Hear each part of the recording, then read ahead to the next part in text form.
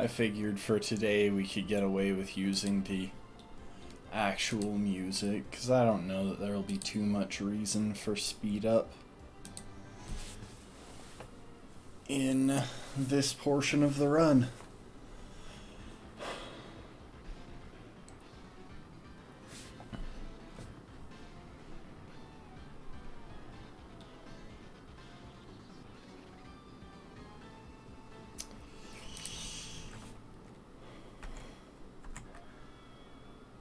Alright everyone, welcome back. So, we are situated in Pastoria City.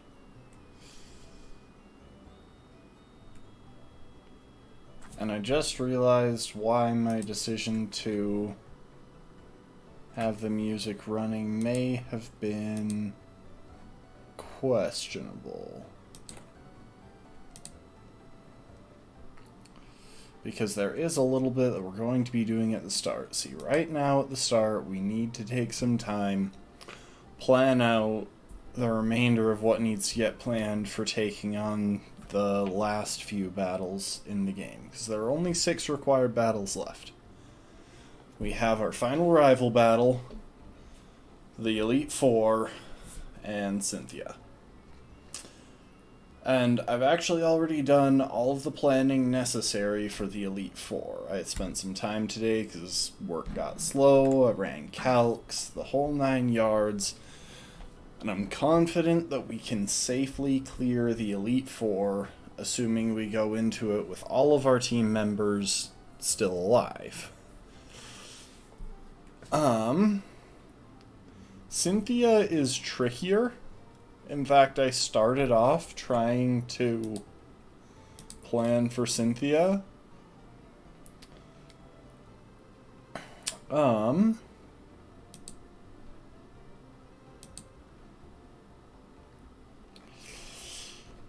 And then, well,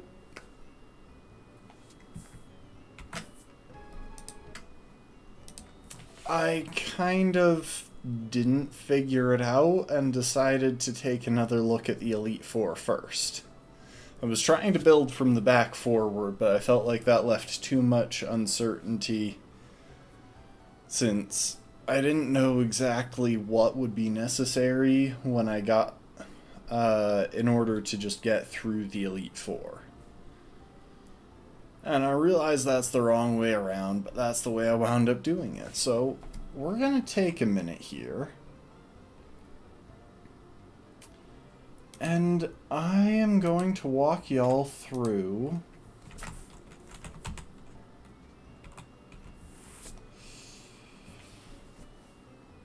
some planning for Cynthia and for our final rival fight.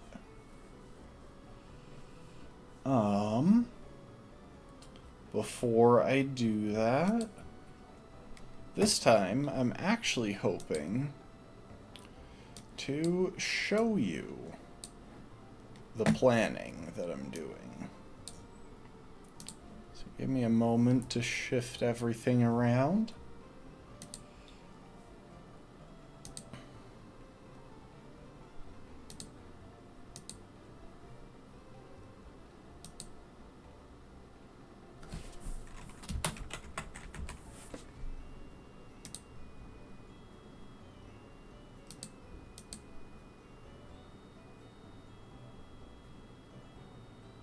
Oh, didn't mean to make that visible, but okay.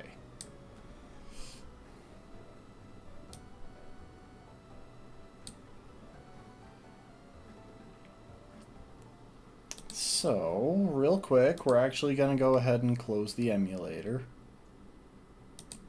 And I am going to fire up some other music.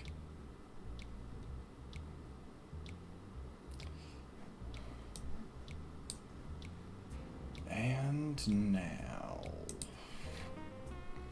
there we are.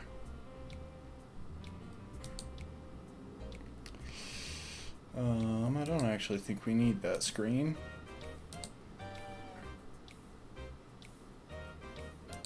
Or that music. So, Real quick, for reference, this is the document that I've been going off of. I found it via a Smogan paste that gives details of the movesets and IVs and levels of all of the trainers in Platinum. How they got this information, I don't really know.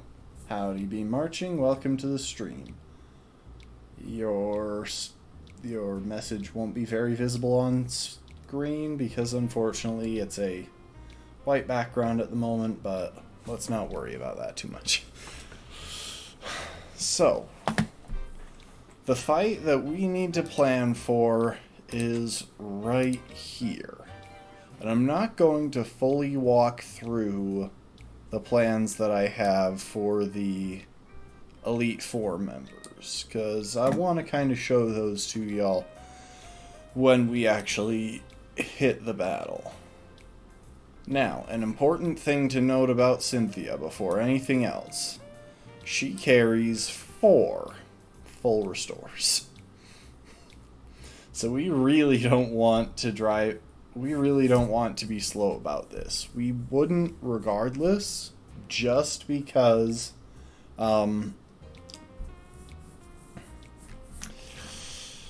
yet she's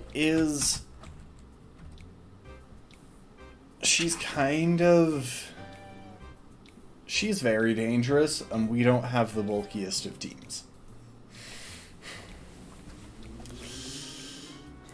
Now, let's talk about the Pokemon that she is carrying in her team. The obvious one that everyone tends to think of when they think of Cynthia is her Garchomp.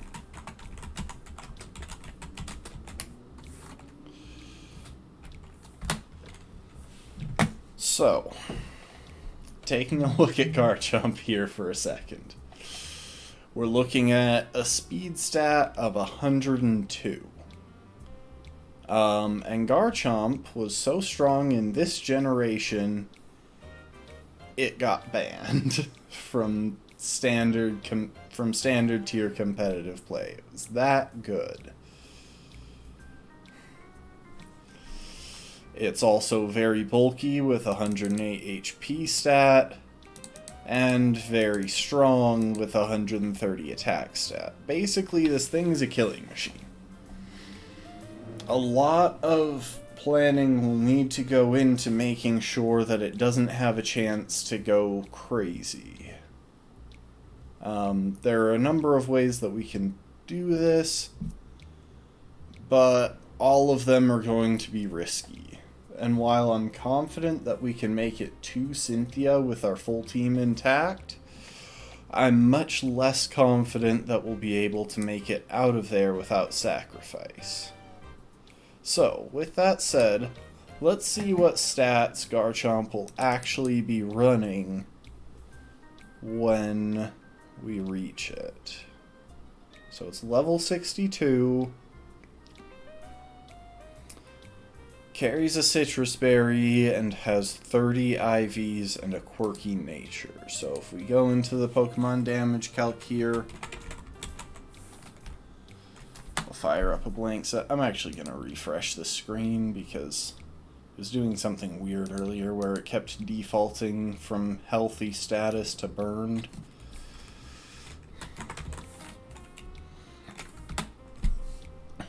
So 62, 30, quirky, citrus.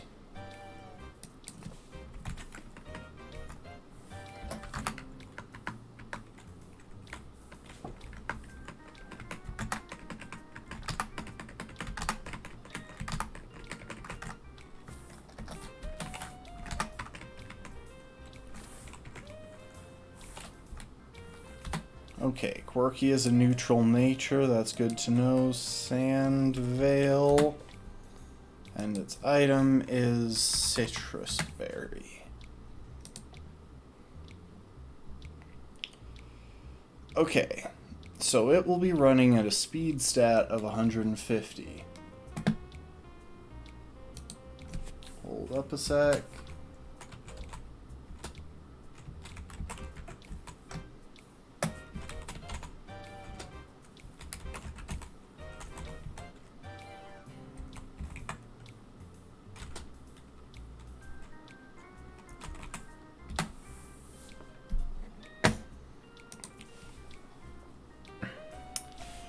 Good evening, Rafkin. Welcome to the stream. So, it'll be running a speed stat of 150, because my first step here, I want to see what the fastest Pokemon on Cynthia's team is going to be. If I had to take a guess, it's probably going to be Roserade, but I could be wrong. Spiritomb is also a contender, as is Lucario and Garchomp.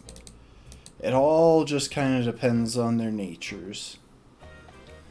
So let's take a look. Spiritomb. Spiritomb is slow, so I don't know why she has it with a timid nature, actually. Yeah, we'll put it like that. Okay, so Spiritomb definitely not the fastest. I thought Spiritomb was much faster than that.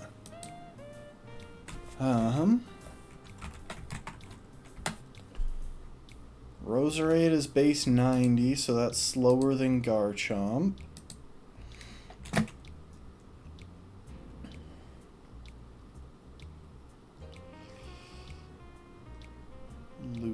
Lucario.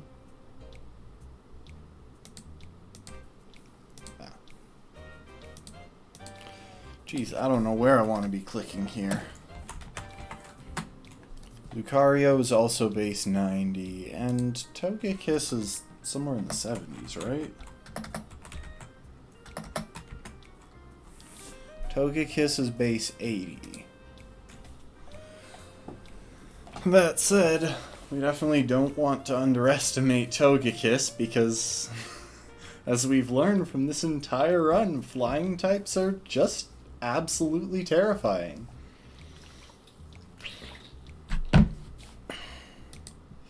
So, if we take a look here, it looks like Garchomp is going to be the speed stat to beat, because I'm reasonably confident that none of these are speed boosting natures. I suppose I should check Milotic as well. Milotic is base 81. Yeah, the issue with Milotic isn't usually speed, it's literally just bulk. That sea serpent is bulky as heck. I'm gonna double check the natures on Roserade and Lucario, make sure none of them are speed boosting. So that would be mild is plus special attack, and careful is plus special defense. Okay. So yeah, Garchomp is going to be the fastest thing on her team. Between its level and its speed stat, and the fact that it has 30 IVs across the board, which is pretty close to perfect. Now, let's talk about how we can go about trying to clear this guy. Because I'm actually terrified.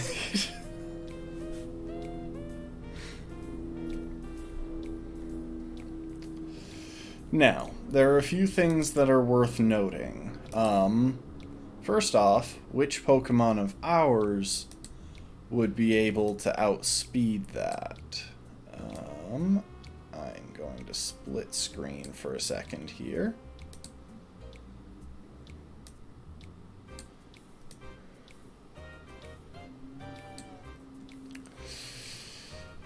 Okay. So, among other things, we have to think about well, first off, what are our fast Pokemon? Not Machamp, who, between an abysmal speed IV and very little speed investment, is legitimately slow. Like, I don't think Machamp can actually outspeed anything on Cynthia's team. Maybe Spiritomb, but even then that's unlikely. It's iffy at best. And also, not Sun Tzu, the Medicham. Sun Tzu is running at a grand total of 120 speed right now, which is pretty sad compared to our other 4 teammates. So, I believe our 2 fastest Pokemon, our 2 fastest Pokemon at present are Arthur the Glade at 144 speed and Alexander the Infernape.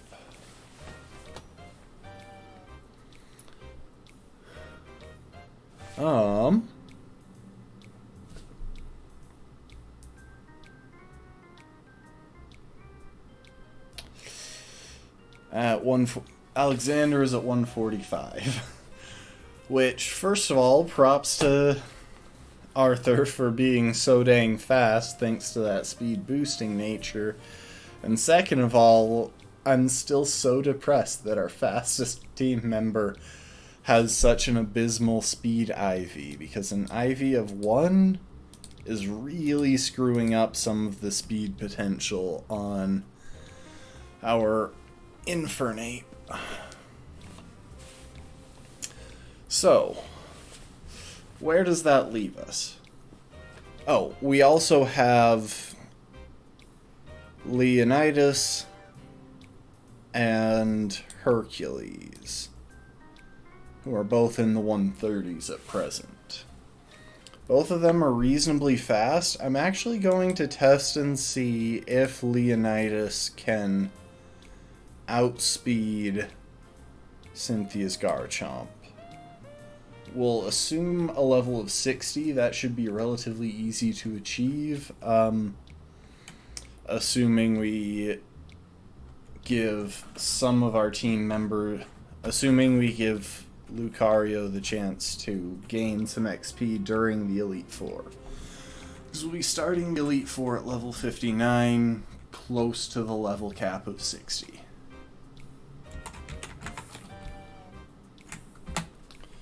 So, Leonidas will assume level 60, and then let me set the IVs in order.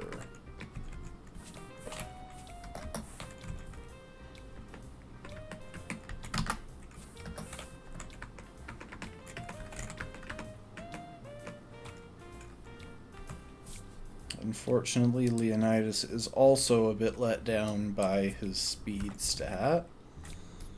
Okay. So based on this, it looks like all 4 of our speedy Pokemon should be able to outpace Garchomp. That is good. That gives us options.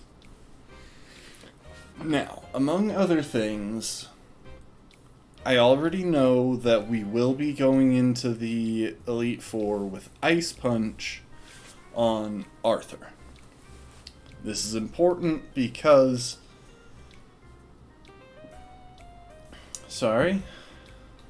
A few air pockets are deciding to rebel from supper.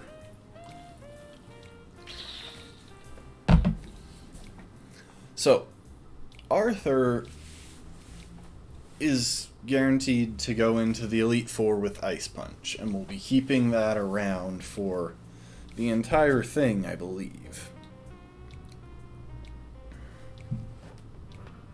We should be, I believe.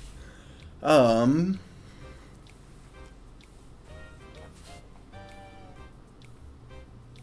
said, then we encounter the other issue, which is that Arthur is the only fast Pokemon on our team which will be carrying Ice Punch. As for the rest of them, we'll need to think of other ways to approach taking on Garchomp if it comes to that. But of course, Garchomp is far from the only member of the team. Normally, I would actually recommend Spiritomb as the easiest member of the team to set up on, if you can find a way to nerf its special attack, because at that point most team members should be able to take a hit. However, the only way we have of nerfing special attack is Confide on Genghis. Genghis is male, and Spiritomb doesn't have a gender. Which means Confide won't work. Now that said, let's take a look at what exactly we're facing with Cynthia's lead Pokemon. Okay, 58, 30s, timid, no item.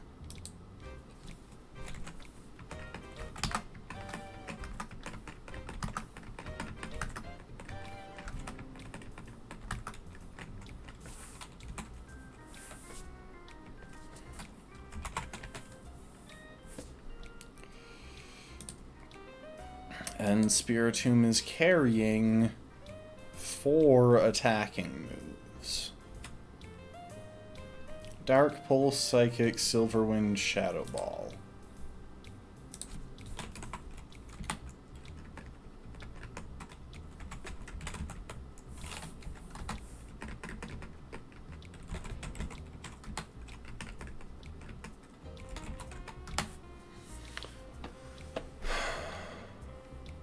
So,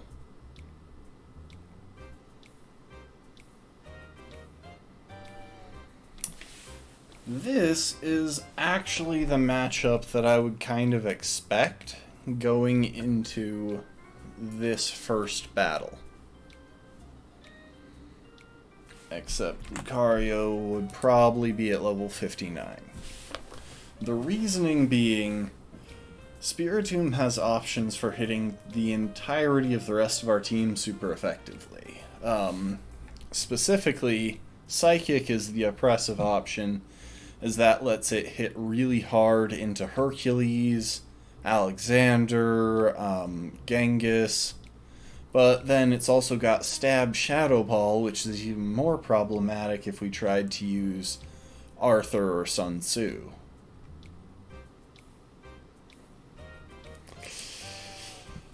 So there's really no question here. If we want to clear the Spiritomb, we want Lucario in against it. And luckily, we actually have a pretty reasonable strategy. See, so Leonidas isn't one of the Pokemon that I expect to actually use during the Elite Four battles, which means we can customize his moveset strictly for Cynthia's team. And that opens up options like Foresight. So if we have Aura Sphere... Oh, wrong direction for the Foresight. If we have Aura Sphere and, say, a Fist Plate... Okay, that right there is already a guaranteed one-shot after the Foresight, which means all we would need to do...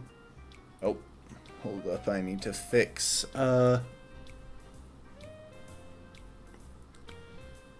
I need to fix the stats on Leonidas.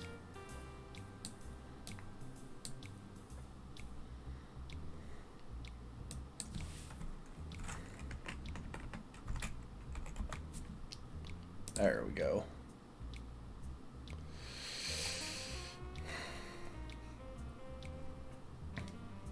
Might not even need the fist plate. Hold up, let's just throw something random on there. Yeah.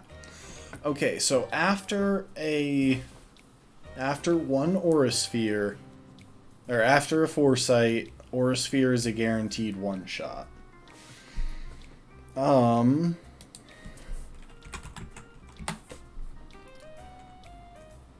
Now, as far as other moves, luckily, that is Cynthia's only problematic Pokemon as far as what we would need Dark and Ghost coverage for.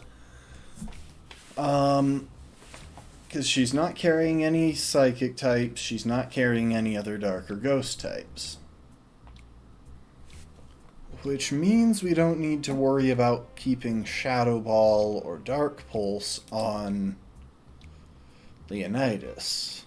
Oh, I forgot to input the nature. Lonely.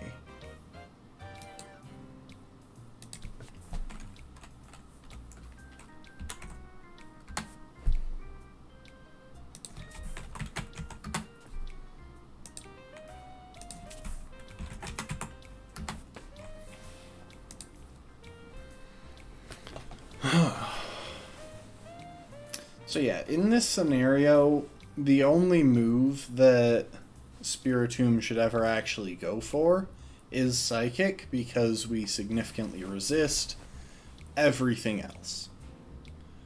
There isn't even overlap between the damage rolls of non-stab Psychic and stab Shadow Ball. So, like, legitimately, there's no reason whatsoever that this thing should ever go for anything other than Psychic. Which means the worst case scenario on turn 1 is a Psychic crit that could potentially end in a special defense drop. That would be really bad, but we would still be running at 75% health. So there's no chance of it getting the one shot, and we're definitely gonna outspeed for the one shot of our own on the next turn. If it considered using it, I would be a bit worried about Silverwind, but I can't actually come up with a scenario where Silverwind is the right decision for the AI, so I'm hoping, since the AI is decent, it should go for the smart move and click Psychic.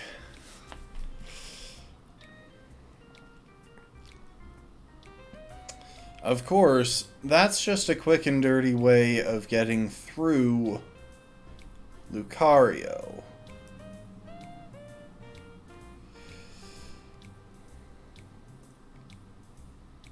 Who, at this point, assuming a held item of leftovers instead of, say, a type boosting item,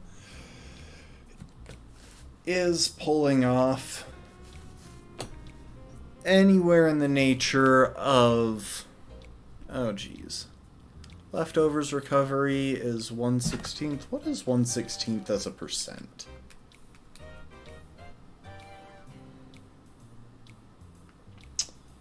.25%. Okay.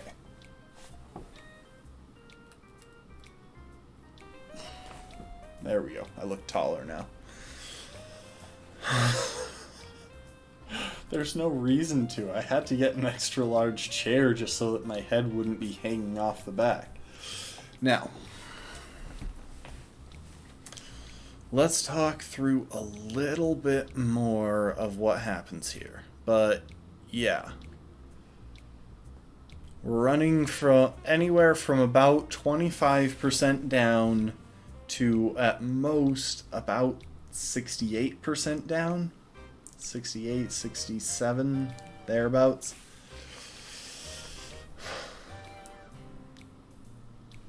That's in the event of a crit. But now, let's talk about what's likely to happen there at that point. So, big thing here is I don't know if this is a point at which the game was hard-coded to save the champion's ace for last. If Garchomp is guaranteed to come out last, that involves different strategies than if it comes out earlier. Because if it isn't coded to come out last, then genuinely Garchomp is the right choice for Cynthia here. If it is coded to come out last, then there are two main options, Togekiss and Lucario, who both carry super effective coverage into my Lucario in the form of Aura Sphere. So we're going to have to consider all of those options. Between those last two, I'm not actually sure who does more damage with Aura Sphere. I would guess Lucario based on stab, but Togekiss does have the higher special attack stat. That said, let's look at the scenario of Garchomp coming out next. Because this is the situation that I'm most worried about. So luckily, in Lucario's moveset, we have room for Dragon Pulse.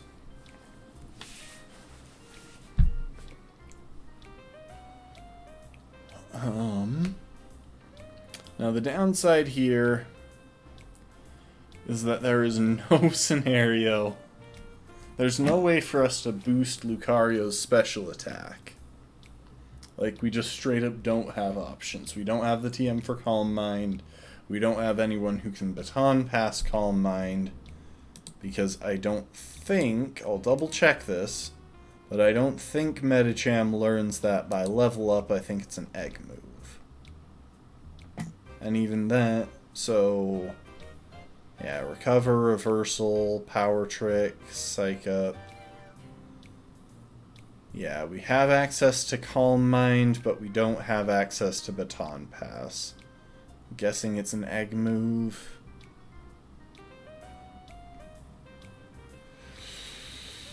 Yep, Baton Pass. So yeah, we can't pass any boosts to Lucario, otherwise I would absolutely do that.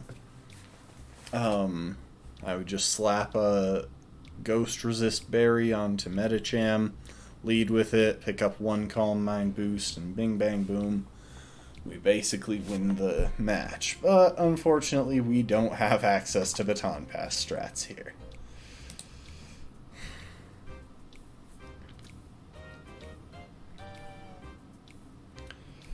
So, with that said, in the scenario that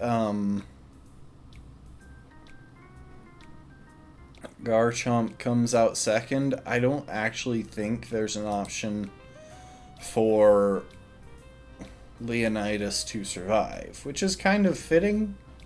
I hate to say that, but given his namesake. So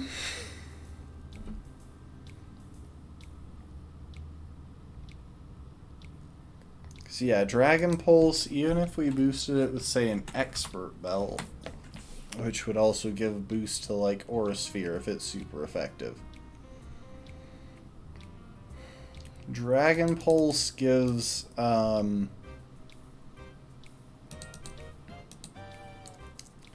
60 to 74% damage. So without a crit, Leonidas goes down here. I wonder, what does an uninvested Ice Punch do? About the same. See, there's a small part of me that keeps thinking, what if we turned Leonidas into a physical attacker? You know, drop the special attack EVs and bump them into physical attack. But yeah, even then, well, I guess Leonidas would be at level 60 there. Okay, that's tempting. That's really tempting.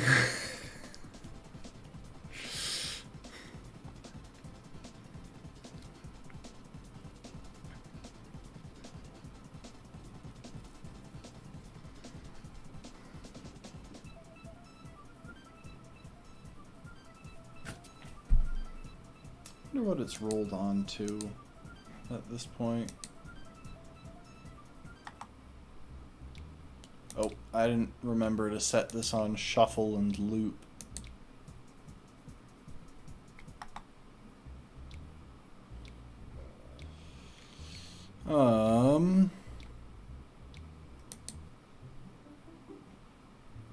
There we go.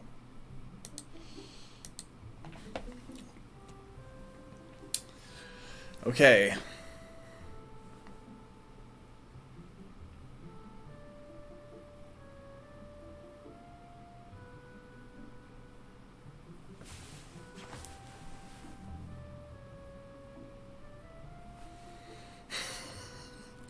It's just hilarious that that is exactly 100% on the lowest roll. Oh my gosh, why would you do this to me?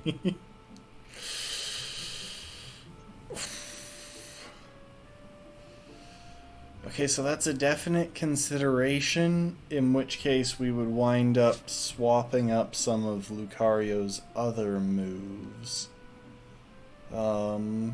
Lucario learns close combat by level up, right? Because that would probably be our best answer for clearing Spiritomb.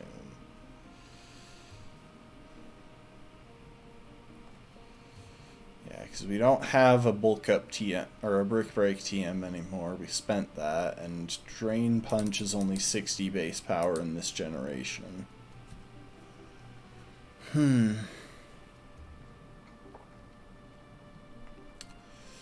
Okay, that's actually definitely worth considering.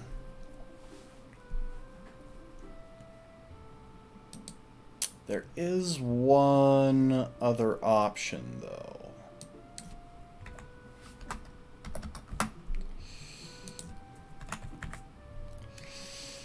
If we go ahead and swap that Expert Belt for a Shuka Berry.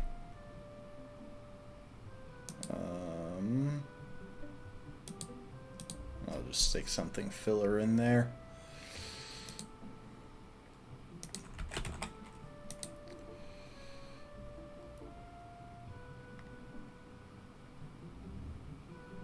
Hold up, Shuka Berry is the correct one, right?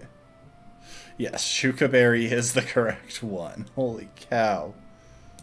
Real quick, take a look at that damage roll. Even with a berry to cut down the damage from it, there is like, what, a 56% chance for Garchomp to just straight up one-shot. Huh. Okay, let's look at the other scenarios real quick before we make any decisions on this bit.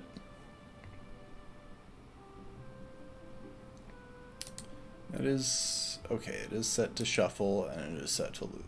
There we go.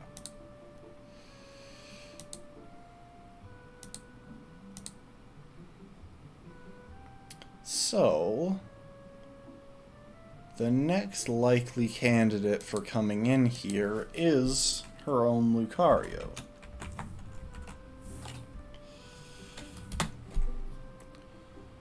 Her Lucario is level 60, Careful Nature, has Aura Sphere as its most threatening move.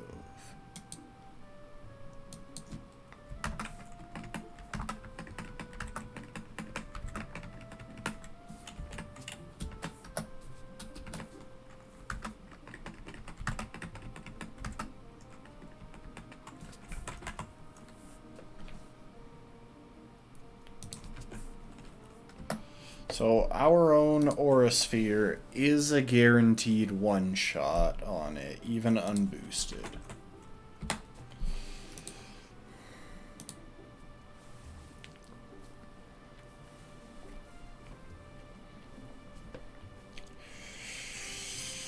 Now there is that one other pretty scary Pokemon, Togekiss. And a big part of this, I think, will depend on whether I feel the remainder of the team can handle Togekiss.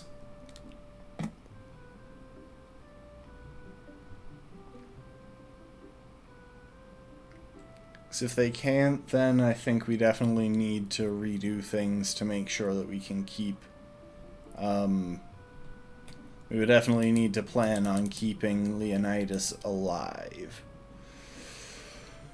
Level 60, Hardy Nature, Hustle ability, which is a blessing to us because we don't have to worry as much about air/flinches. Hardy Nature, right? Yep. 60.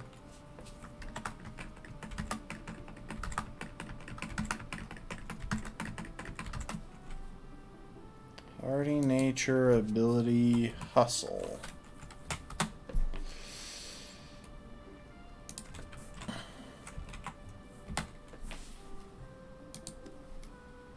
Aura Sphere, and you know what? I'll list Air Slash in case for some reason it goes crazy for flinches instead.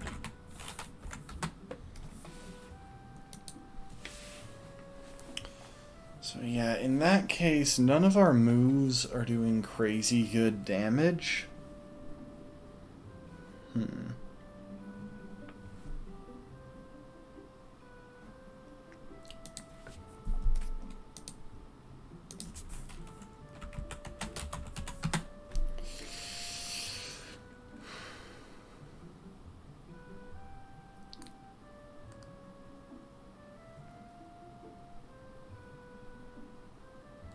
Yeah, I feel like in that scenario we kind of have to switch out. Okay, let's deal with the hypothetical of switching all of our attack investment to, or our special attack investment to physical. Yeah, we're still not doing enough there. Did I already check if this one-shots her Lucario? Special defense 30. Careful nature.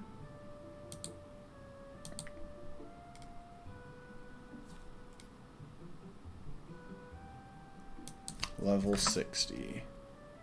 Okay, yeah. Even uninvested Aura Sphere one-shots Lucario. What about the Spiritomb, though?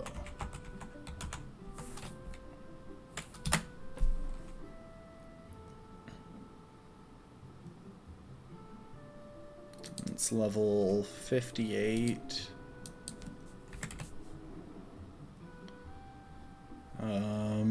Timid nature.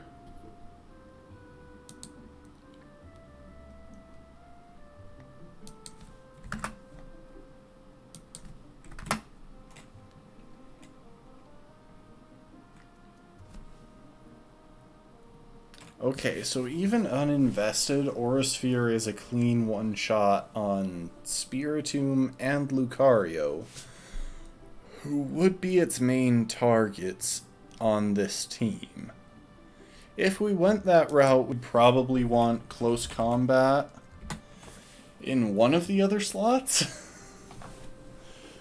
Don't know which one. Probably in place of Dragon Pulse. But just for a strong physical coverage option in case we need to just have Leonidas do some damage as he goes down.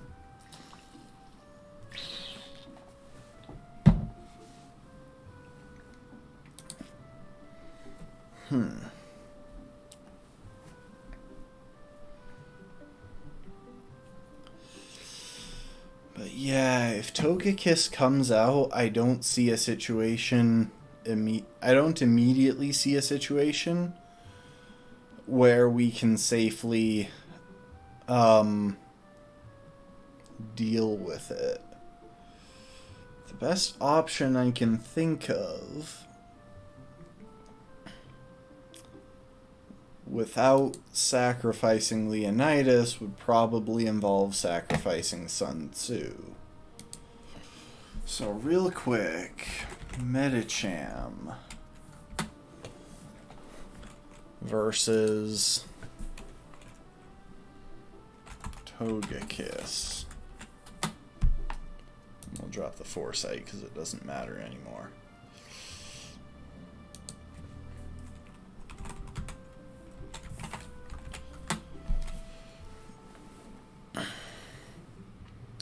Medicham, okay, let's see real quick. If we take a look at Medicham, let's get the IVs and EVs set up.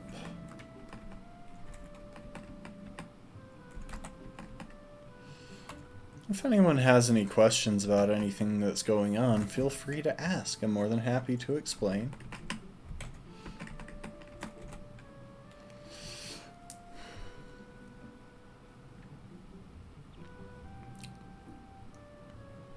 Okay.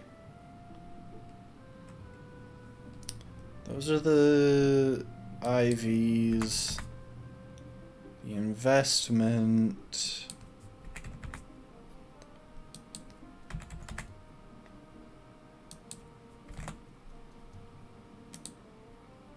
Medicham running.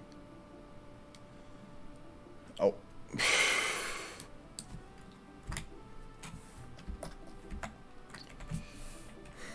I messed that up. Yeah, all of these are pretty helpful. Admittedly, PK Hex isn't anything that I've used previously, but the damage calculator... This is based on Smogon's online battling system, Pokemon Showdown. So it basically takes the same random logic that applies to attacks in Pokemon and runs the scenario to determine the possible damage rolls.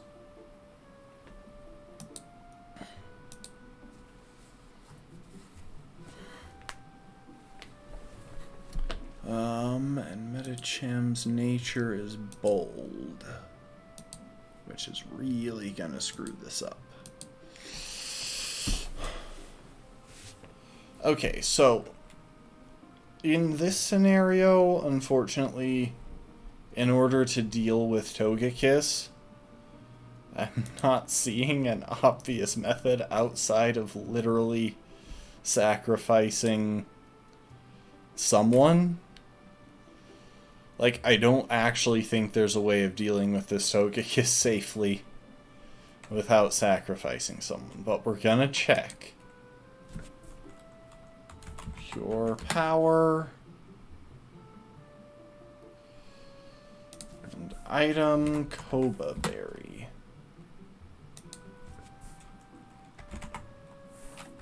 Air Slash. And Aura Sphere. So, more than likely, it goes for Aura Sphere on the, as Medicham switches in.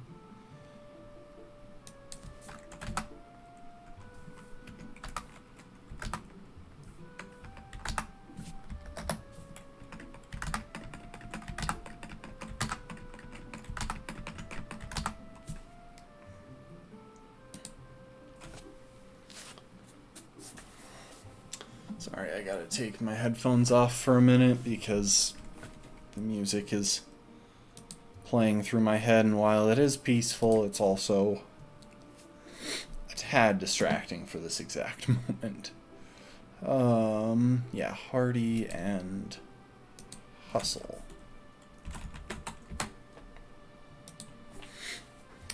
So, best odds, Medicham switches in on an Aura Sphere, so taking 20 to 24% damage.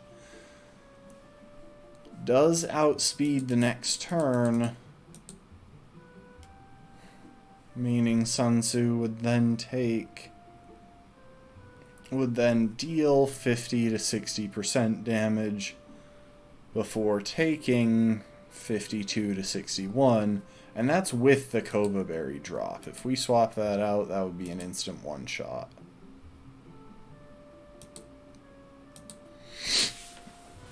So, there is a small chance in this scenario that Sun Tzu survives, manages to nail the Togekiss with a pair of Thunder Punches, which would be a guaranteed 2-hit KO. Oh, I don't know why I copied that. I didn't realize just clicking on it would copy it. Anyway,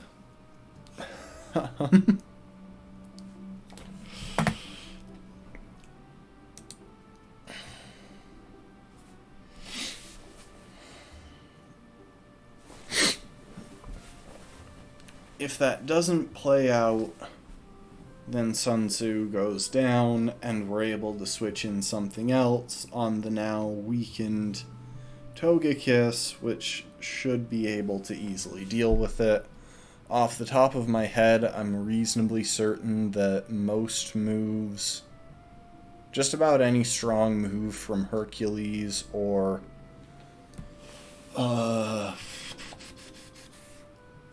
Hercules or Arthur, especially since Arthur is carrying Ice Punch,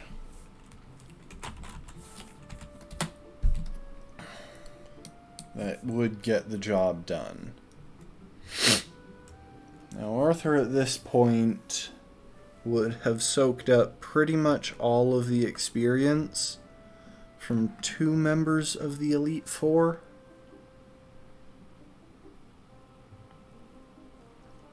Based on my current plans? Yeah.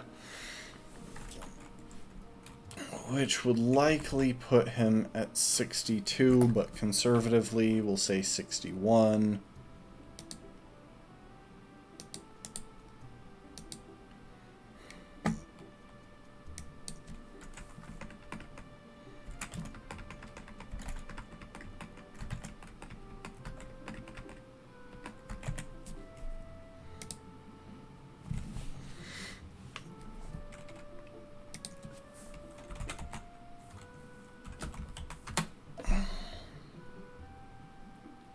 So, given an item... Oh, wait, I forgot to put in the EVs.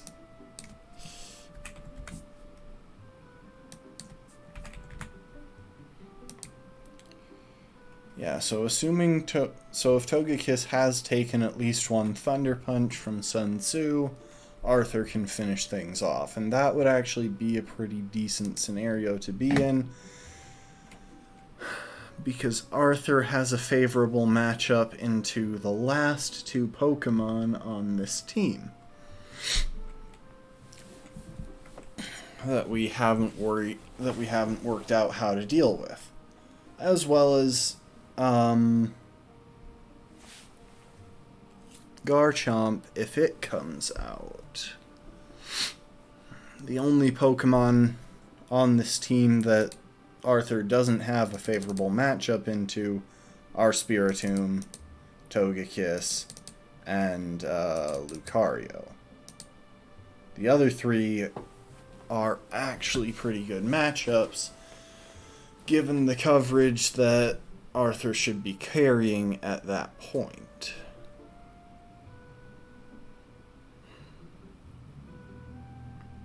Yeah, okay. Sorry, I was just double checking to make sure that I'm not going crazy when I say that. But yeah, speaking of which, I do want to check a couple of things. Milotic. Milotic actually frightens me as well. Out of all of these, the least threatening is probably Roserade, but I can't see any way to get Roserade in early where we could take advantage of it and use it to set up, because our only good Pokemon to set up against it, well, our only setup Pokemon are Arthur, Hercules, and Alexander. Those 3 can set up sweeps with their speed and power and access to Sword Stance or Nasty Plot, but none of them actually switch in that well on Roserade. Like, both Hercules and Arthur switch in reasonably well on its grass coverage, but if it pulls out a poison move or extra sensory, they're getting gutted on the switch in. And that's a problem for anything resembling setup strats. Now, if we happen to be baiting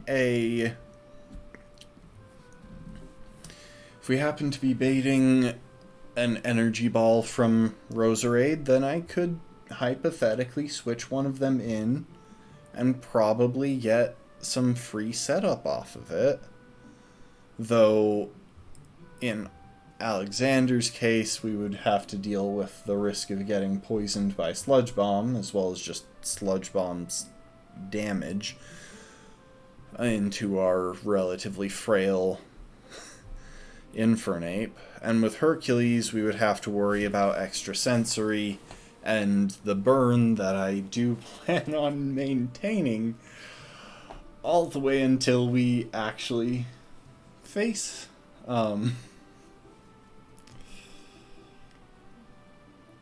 all the way until we actually face this thing. You just... Oh my.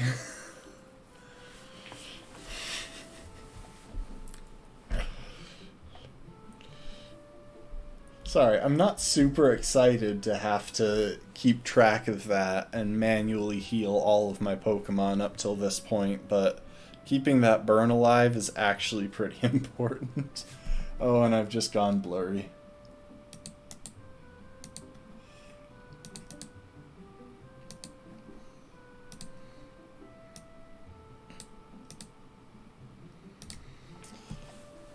So... with that said, what I was doing, sorry for that tangent, folks.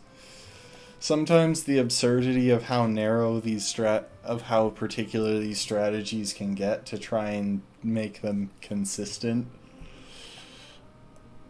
breaks my mind a little bit. So anyway, Milotic is level 58, which is nice. Surf, Ice Beam, Mirror Coat, Dragon Pulse, Docile. Okay, level 58 and Docile.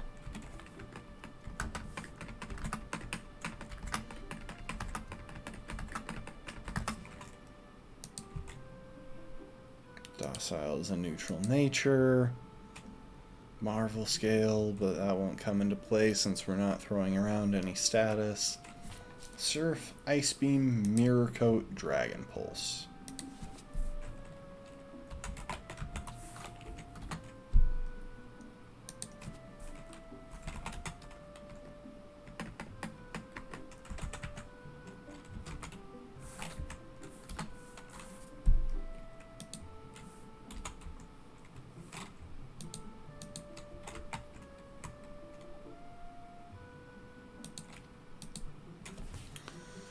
So, the thing about Gallade is that it will also be carrying Leaf Blade at this point. And Leaf Blade is not a one-shot. Let's deal with a hypothetical scenario real quick, though. What if Expert Belt? That's a 43% chance to one-shot. Now, the positive here is that the odds of actually dying to this thing are pretty low. Assuming Gallade came in safely on the sacrifice of something else, which is pretty much what would have to happen. Oh, I hate the idea of sacrificing any team members, but I really think it's going to be necessary here. Anyway, if Gallade came in safely, then there's no way that Milotic one-shots it, which means even without an Expert Belt, say if we went with leftovers, we would still be very easily guaranteed the two-shot. We might even burn through a couple of Cynthia's full restores in the process.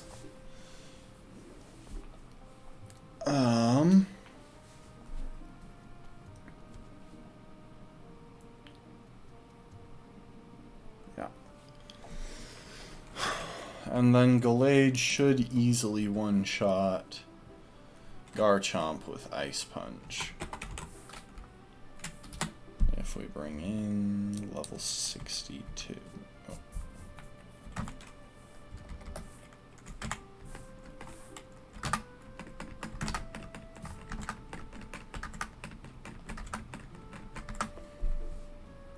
Oh, that is not quite a guarantee, so we will want an expert belt on Gallade to guarantee that. So, as far as things go, we want Gallade to have an expert belt going into the Cynthia fight.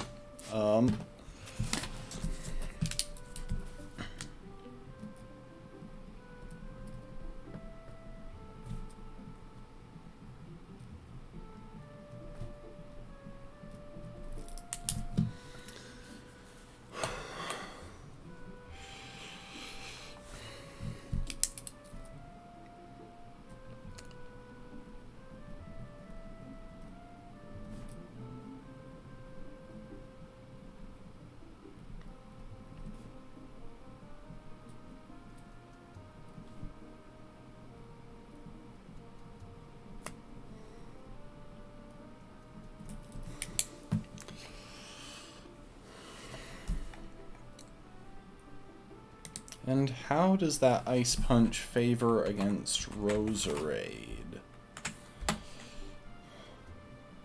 So that would be a level 60, a level 58 Roserade.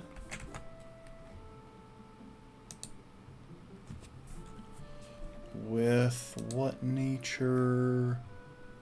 Mild.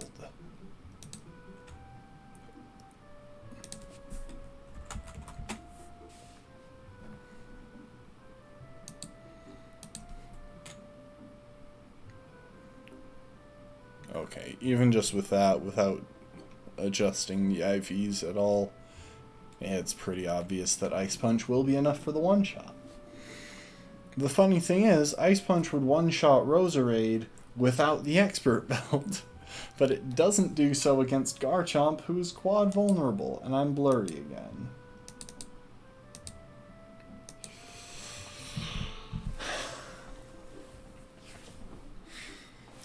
Okay.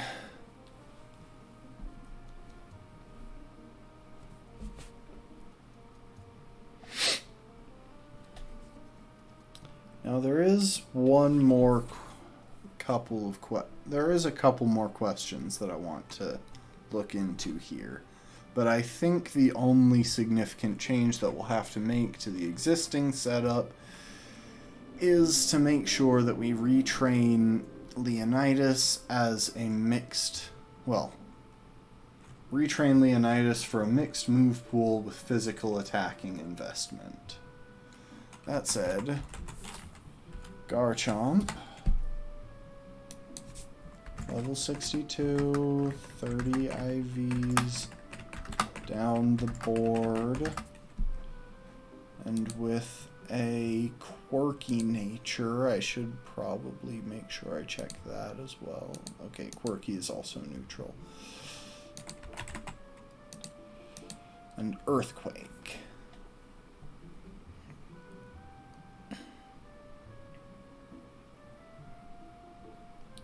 Versus Hercules, because Hercules is the only one that might be able to take a hit while switching in on an Earthquake. I tried to search Hercules instead of Heracross. I think at this point we could be pretty confident that Hercules would be level 61, but I'm going to put in level 60 to play it safe.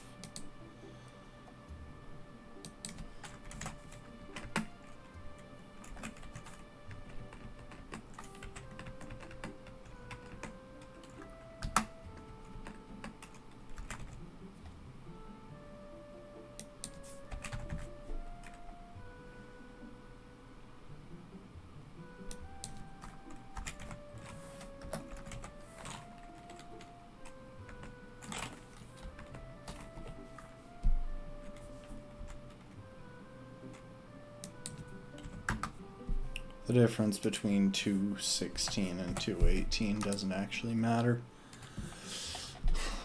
There's room for two EVs in every Pokemon's build that can't actually wind up getting used. At least at level 100. It might come up at lower levels, who knows, but at level 100 the EVs work in increments of 4. So if you can't make a set of 4, there's no point. So there's room for 510, but at least for level 100 Pokemon, you can only make use of 508. Okay, so Hercules takes max... Oh, wait. We also have a defense boosting nature, Impish.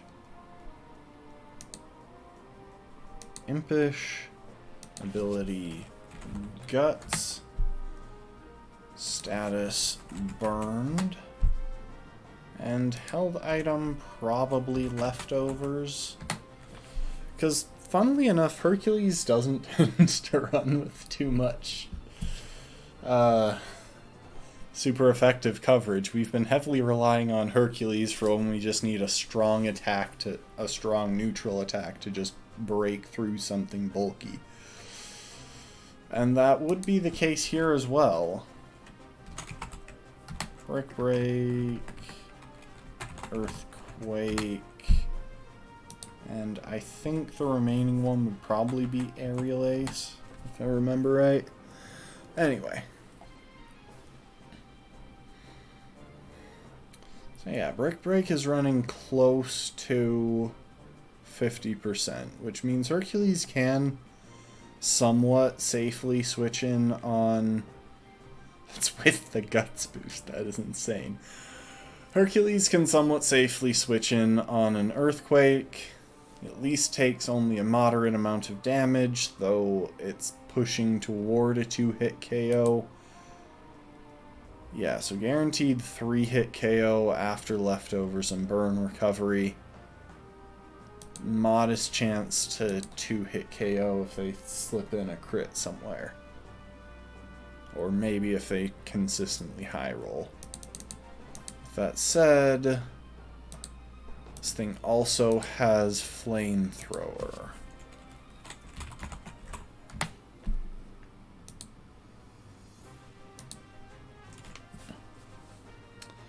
Flamethrower is a guaranteed 2-hit KO. So the only way that we can, we could safely switch Hercules in on Earthquake, but we would only be able to get off probably 1 hit before the damage from Earthquake, Flamethrower, and Leftovers finished us.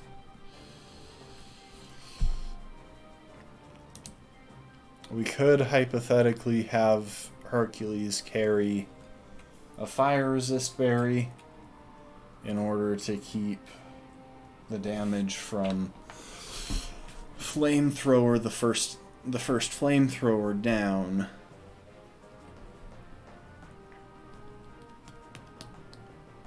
But of course that would mean we lose the Leftovers recovery, which would probably actually be worth it looking at it, because that would cut 48 to 57% down to 24 to 29%, 28%, thereabouts, which would be much more manageable. Yeah, okay, so Hercules, Fire Resist Berry.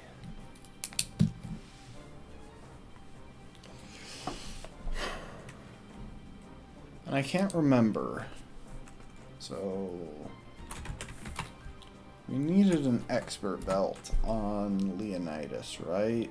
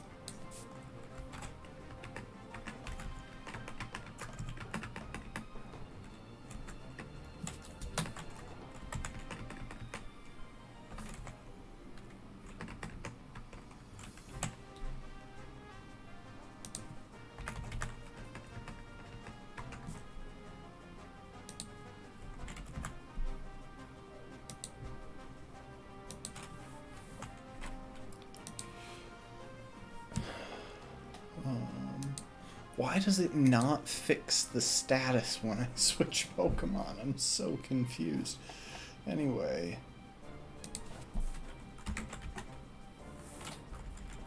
Ice Punch with an Expert Belt. Not burned.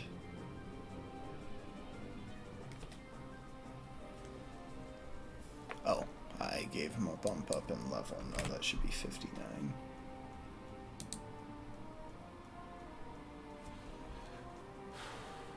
Oh wait, no, that should be 60.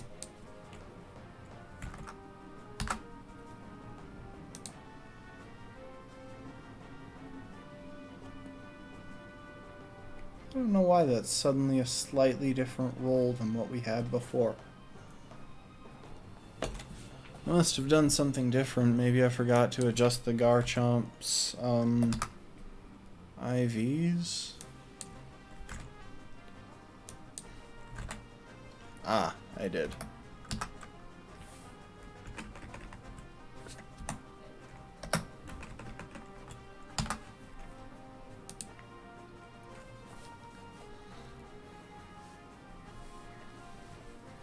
Okay, but yeah.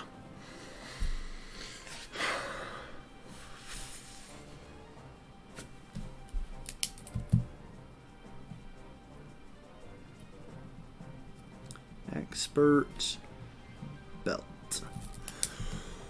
Okay, I think that's all the planning we need for Cynthia. I actually think we have enough to know that we can beat her. I don't really want to map out the entire fight the way I've done with some of the others, because there are too many variables depending on just what she chooses to do at any given point. Now, with that said, there is one more fight that we need to deal with.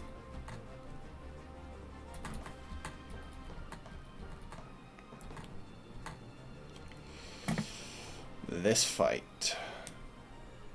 Our fight with our rival outside Victory Road.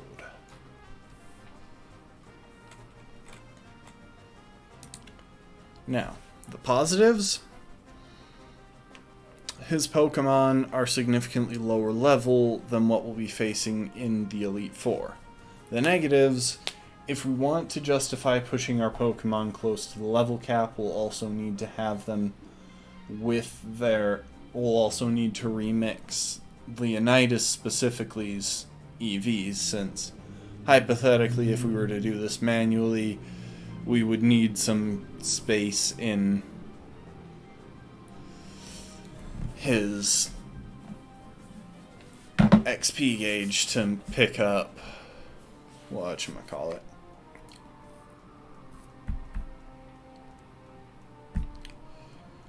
Why are my words not functioning? To pick up the necessary attack EVs. So, with that, I think we're going to keep it relatively simple here. I want to run a couple of quick... He actually has a surprising number of parallels to Cynthia's team. Or to the Elite Four in general. He's got Roserade, which Cynthia has. He's got Heracross, which one of the Elite Four has. Rapidash, and other Elite Four Pokemon. Honestly, this guy's whole team is on the scary side. Now, the positives...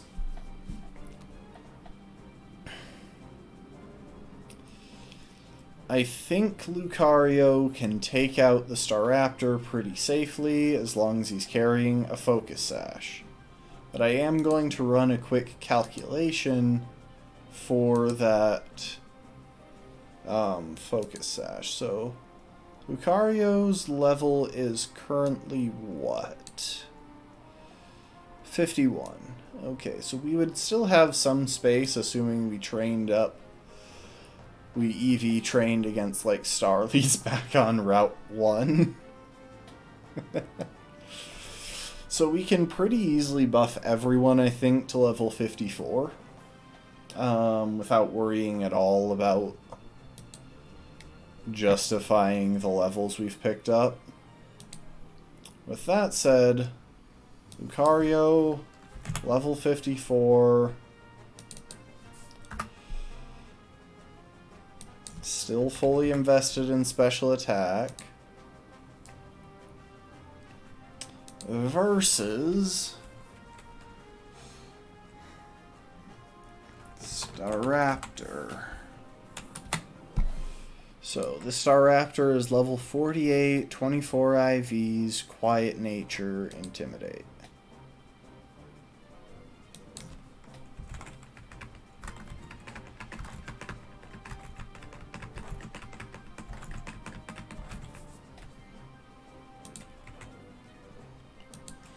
Quiet Nature, Intimidate.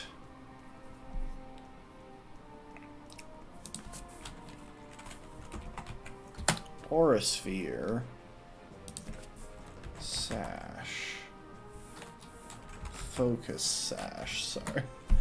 I forget that I can't just look up Sash. And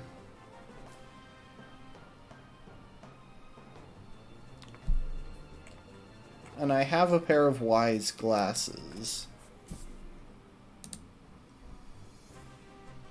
I could use that. We definitely outspeed this thing.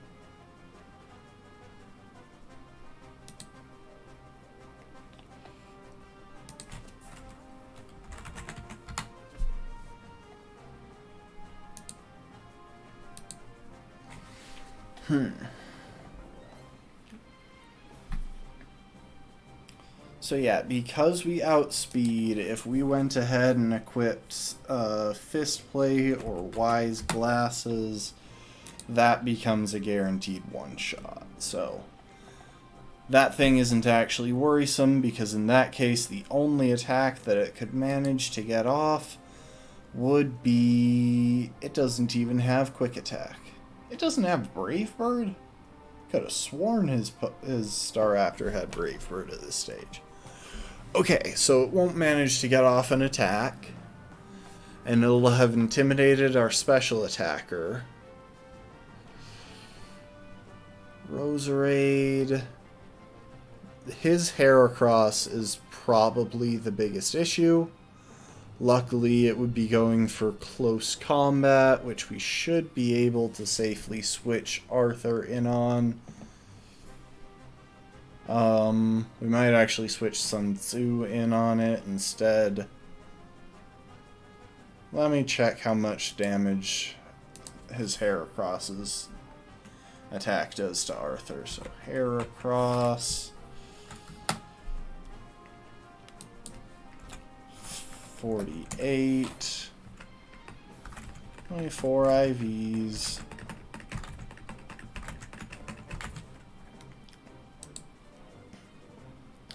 Don't worry, we're getting real close to actually doing stuff.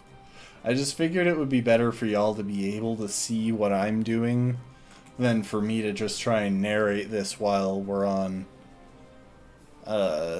while the game is pulled up on screen. Frozen. Okay. Timid Nature, Swarm ability. Close Combat, Rock Slide, Night Slash, Aerial Ace.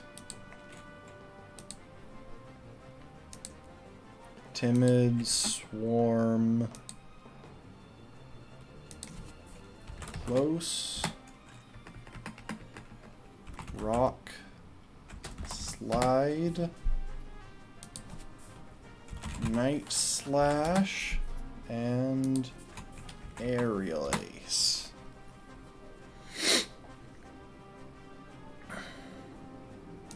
Into a level 54 Gallade.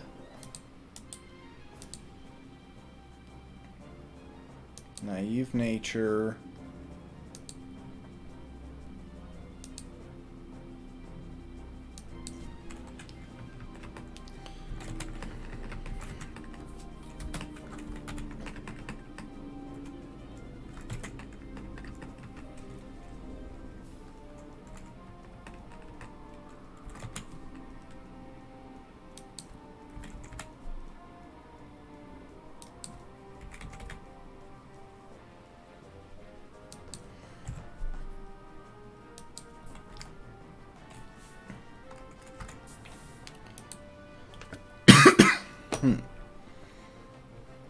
Okay, so switching it on close combat does a maximum of 35%. Psycho Cut with an Expert Belt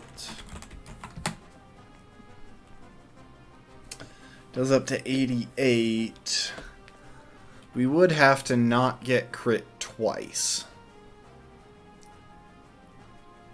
Actually, we would have to not get crit into Aerial Ace. Hold up. Cobra Berry. That cuts down the damage. Oh my gosh, that's a really narrow margin. Okay, if we switch into close combat and then get hit by an Aerial Ace after our first Psycho Cut, we can finish it off with a second Psycho Cut. The only thing that would cause that to be a kill would be a crit from both of these. Because a close combat crit does 70%, and an Aerial Ace only maxes out at 24. Aerial Ace crit does 48%. Close combat maxes out at 35. Okay. So for this, we're going to want a Cobra Berry on Arthur. At that point, I don't see much that actually threatens us in his team. I guess there is Rapidash, but...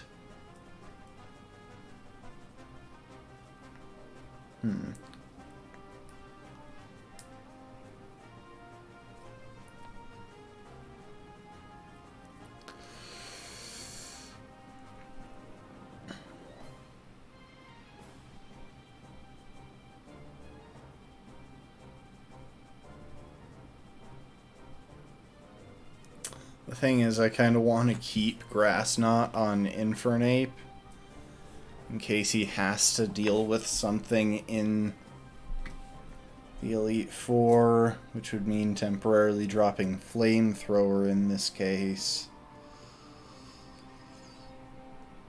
If we wanted Protect on him.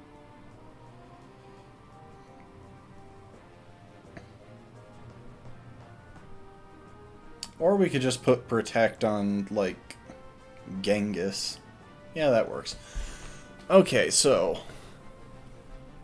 if we have a Cobra Berry on Arthur, Wise Glasses or a Fist Plate on Leonidas,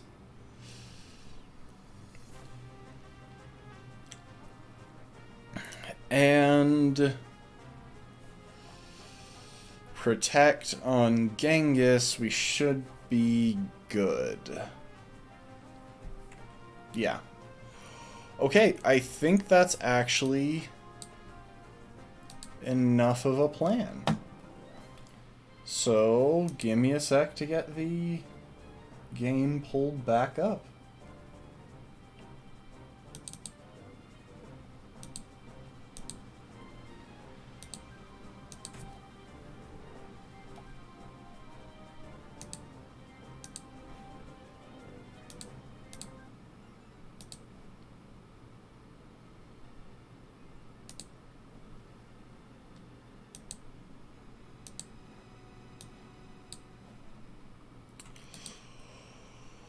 Okay.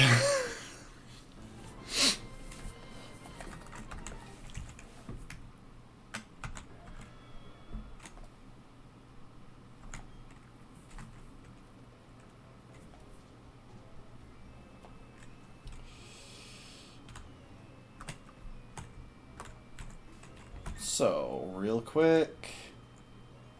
Gonna get everyone to level 54, I already know that. Alexander. Yeah, you're fine, we won't be using you. You know what? If we wind up using you, I'll have you have a leftovers.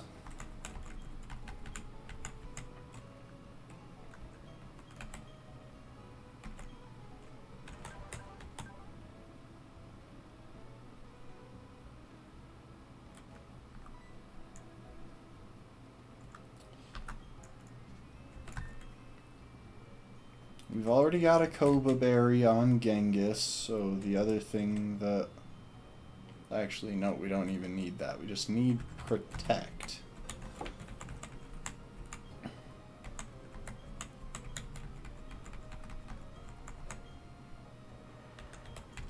Drop Ice Punch for a moment. I forgot that I have sound on, so I don't want to be using Speed Up. Okay, and you know what? With that, we'll also give you a Leftovers.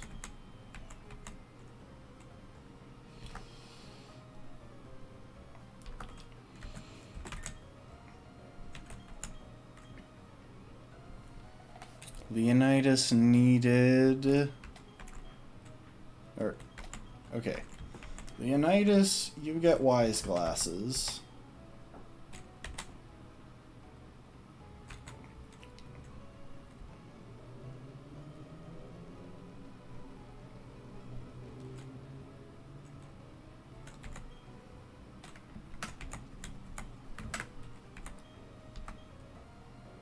And we'll probably go ahead and reteach you Psychic as well, because that could come up.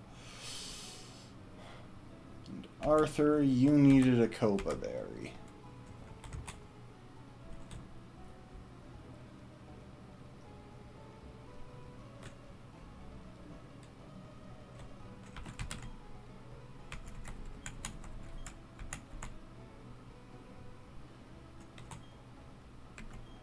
Hercules, you're carrying a Leftovers, right? Yep, you are.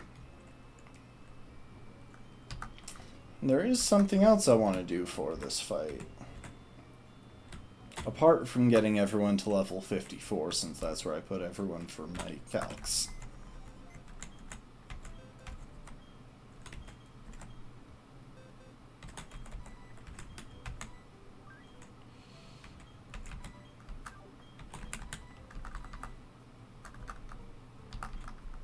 I will say, the game actually feels less slow now that I've got the music on. It just looks slow until the music is keeping pace with the actions. Then it seems a little bit justified. One Pokemon needs tutor. Oh wait, never mind. No, we don't need you to tutor. We don't need you to tutor Sun Tzu. First of all, I need to remember to be very careful not to accidentally hear. Yeah, you should be able to. Can you hear me all right?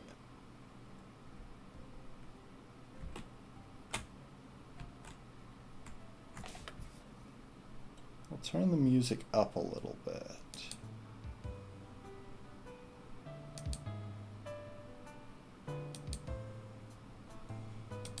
How's that? Can you hear it now?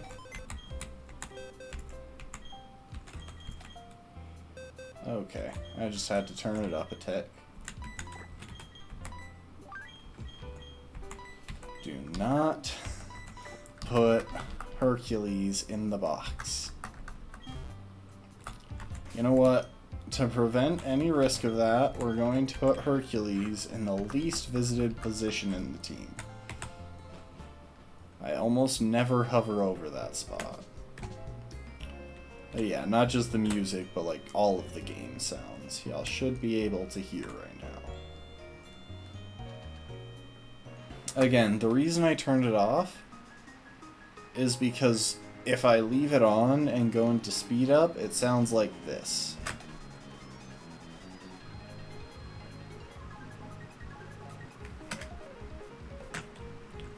Which, you know, interesting sound and all, but probably not ideal for gameplay.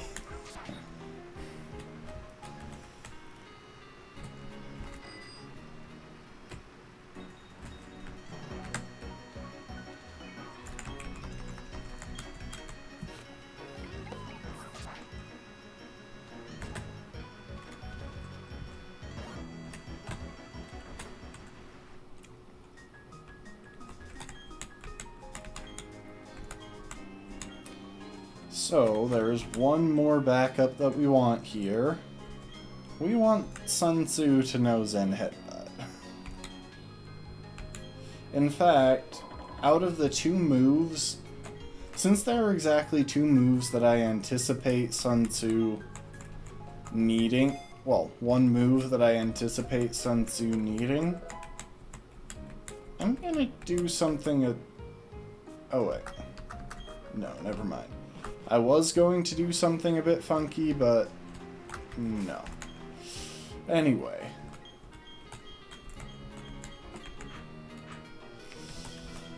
With that taken care of... Oh, we also need Psycho Cut on Leonidas. We want our flying type coverage for that Heracross.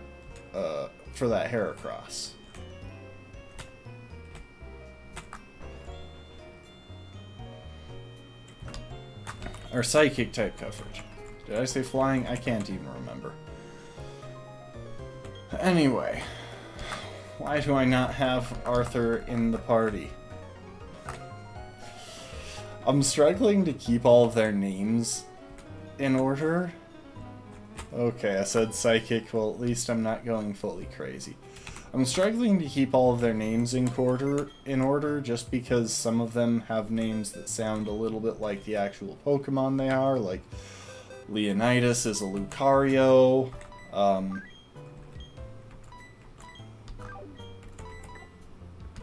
Hercules is a Heracross. Stuff like that.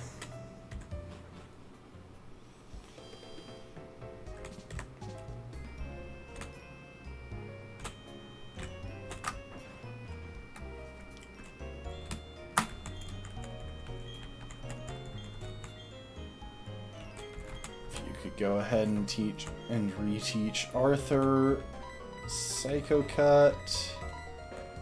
Wait, does Arthur already know Psycho Cut? Is Arthur currently carrying Psycho Cut? Okay. We won't be needing Thunder Punch, so we'll go ahead and retrain that into Sword Stance while I'm thinking about it.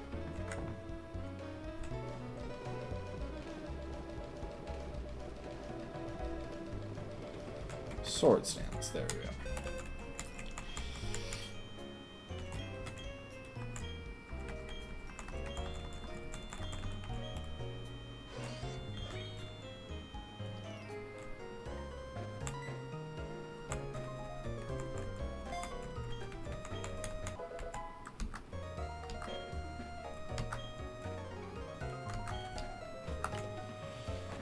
Doesn't matter for this upcoming fight, but... Sun Tzu, what berry are you holding? Or what item are you holding? Yeah, take a Kova berry.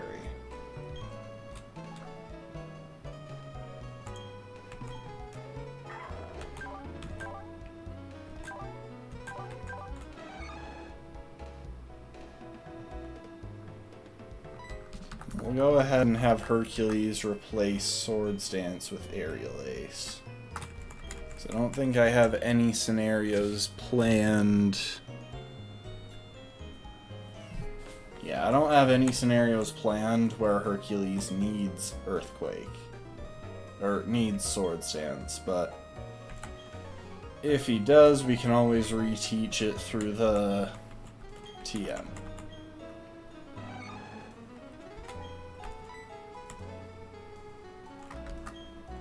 Hang on. I just realized we also don't need Night Slash on him anymore. I was planning on dropping Night Slash anyway.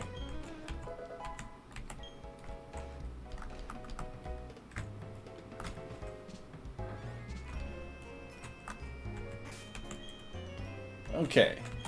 Now with those preparations made, we're going to fly back to the Pokemon League. Once we get there, once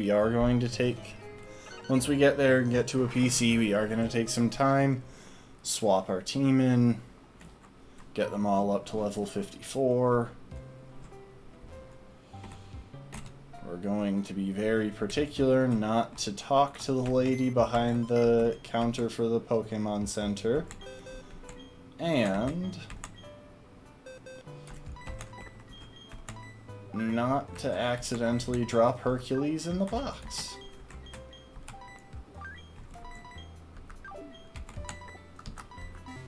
We will have to do a little bit of traveling after this fight. Okay.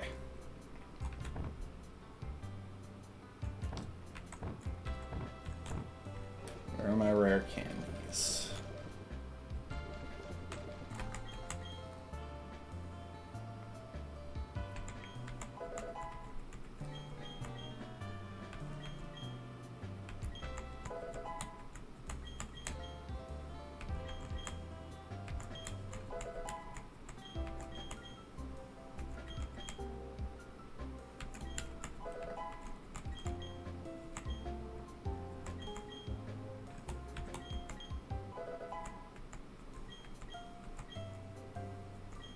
Oh wait, did I I took Leonidas up to level 55. It's okay. Wasn't the plan, but it still leaves enough room, I think. Especially if we stick an experience share on someone who's not going to be participating in this particular battle.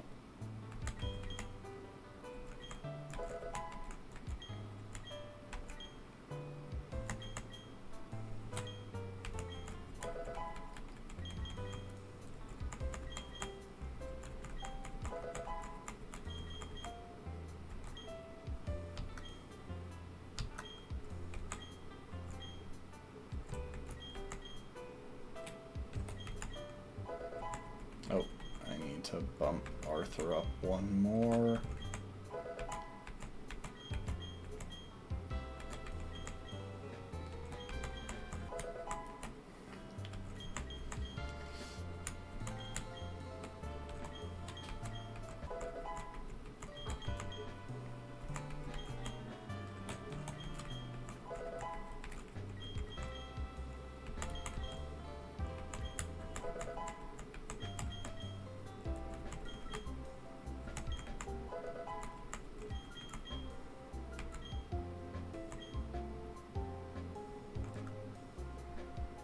So, Alexander could learn Calm Mind, but I don't think we need it for this.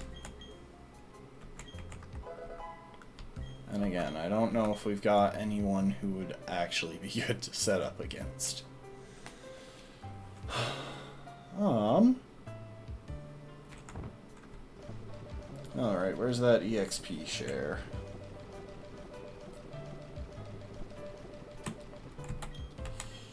Going to give that to Hercules, just to go ahead and divert some of the experience from the battle away from Leonidas, since we accidentally buffed his level too much. Okay, let's double check, make sure we've got everything in order. Wise Glasses, Aura Sphere. We want Psychic on you as well, don't we, Leonidas?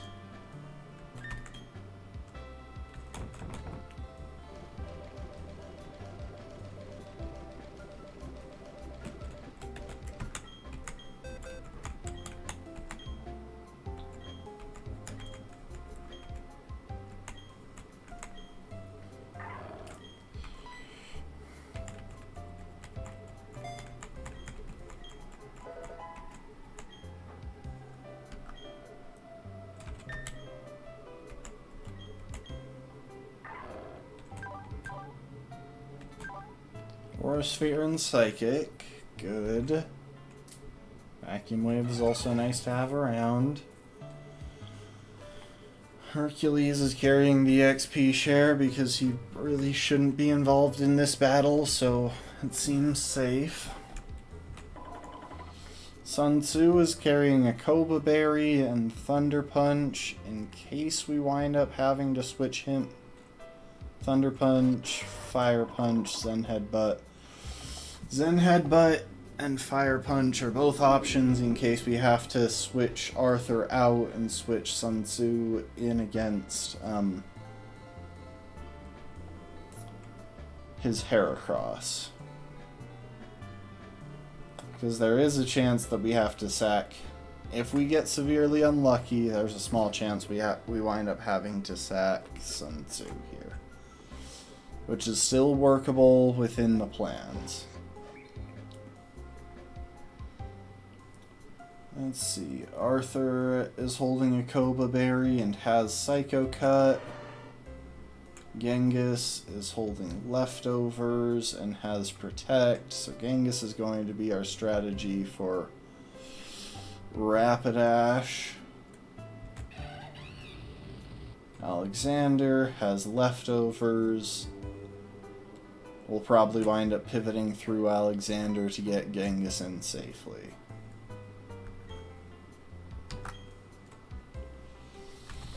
Alright, I'm gonna drop a save just to be on the safe side. How much data do you have to store? We've had the game open for like 40 minutes.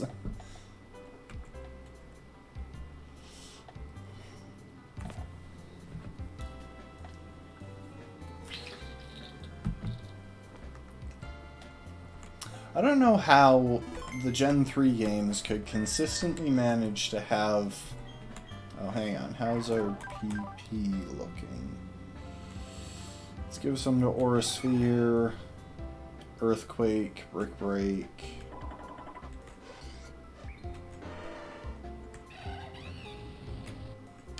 Yeah, Aura Sphere, Earthquake, and Brick Break.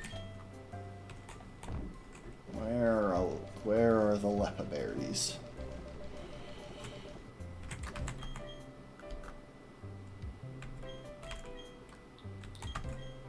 Brick Break.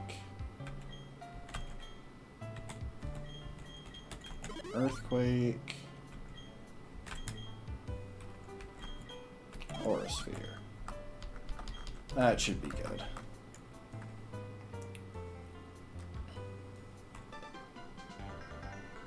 Alright, let's do it.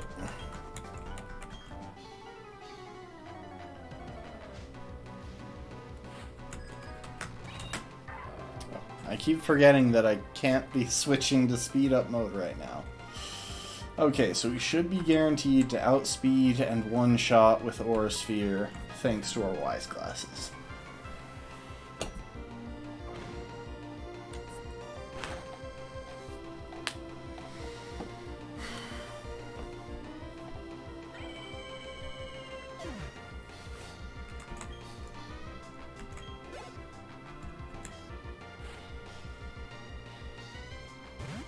Okay, we got a Fire-type move incoming.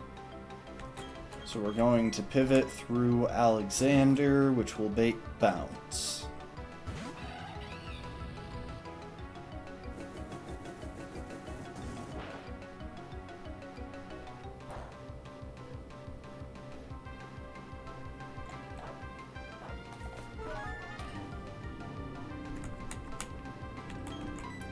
This should be baiting Bounce, so now we'll switch to Genghis.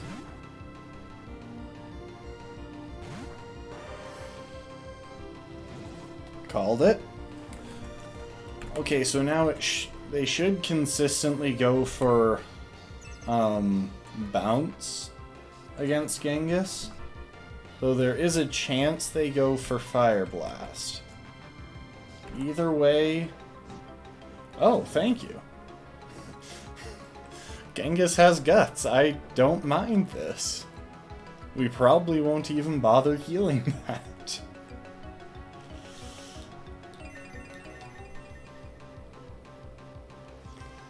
This should be a one-shot now. Like, pretty much for sure. Yeah. Okay, well that went well. We managed to pick up a burn on our second Guts Pokemon.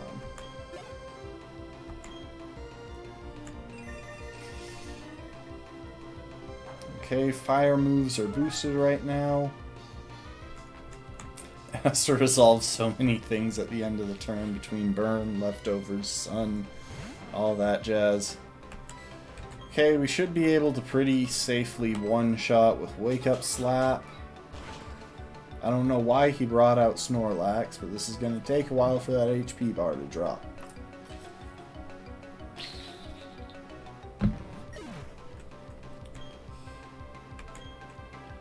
See, I wouldn't have even felt that confident in a one-shot there, except he burned us. He burned a Guts Machamp. And I'm pretty sure Genghis has the highest attack stat of our team. Okay, I do think we can take one Aerial Ace. Luckily, Empoleon doesn't have great attack, and we have really good HP.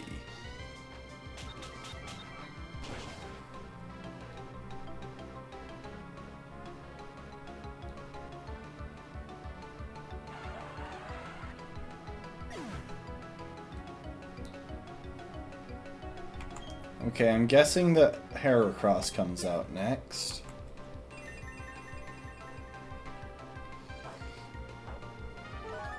And we definitely don't want to keep Genghis in at this point, because not only is Heracross a lot stronger than Empoleon with physical moves, and also carrying Aerial Ace, but he does a lot of damage here.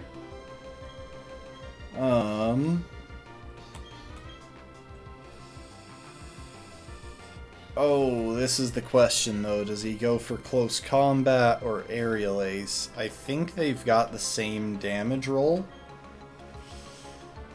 I'm gonna go ahead and hard switch into Sun Tzu. With any luck, he'll go for close combat. Hey!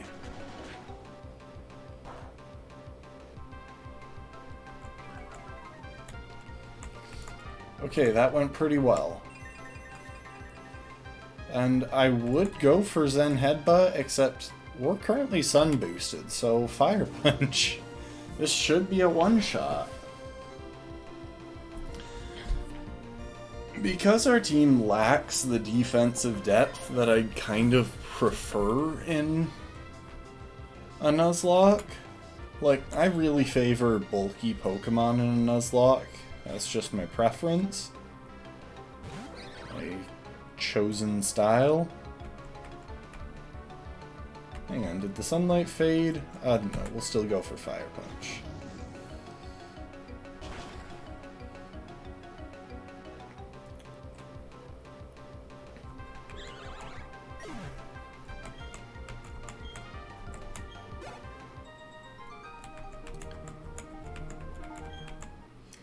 Okay.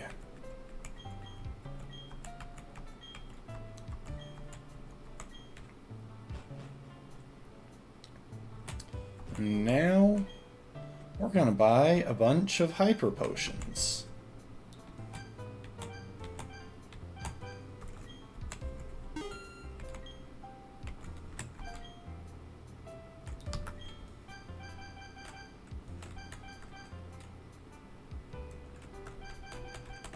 I think we should be good with everything else.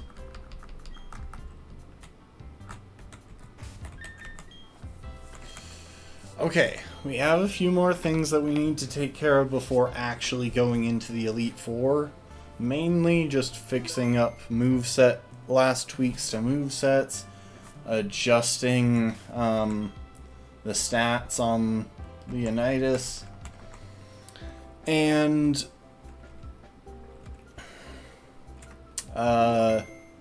edging everyone in our team close to the level cap.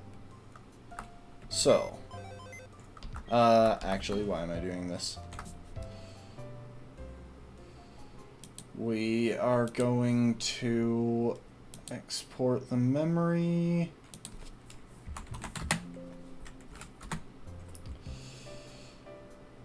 And I'll leave it on this while I just real quick adjust Leonidas's stats.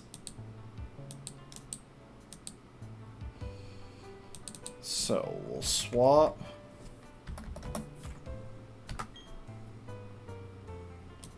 that.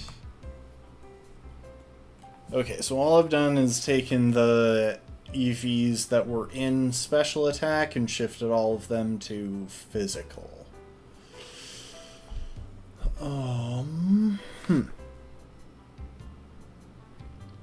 Yeah, that was the only EV adjustment we need. So now we'll set that. Export the save one more time.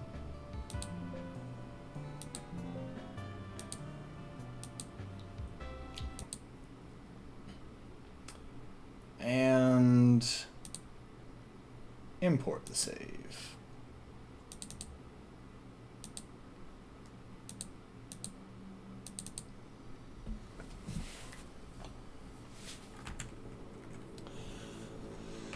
So now, when we go back in there, Leonidas should have a much higher physical attack stat than special. If we take a good look at him. Yeah. 182 physical attack, 148 special. Which, again, Lucario actually has higher special attack than physical.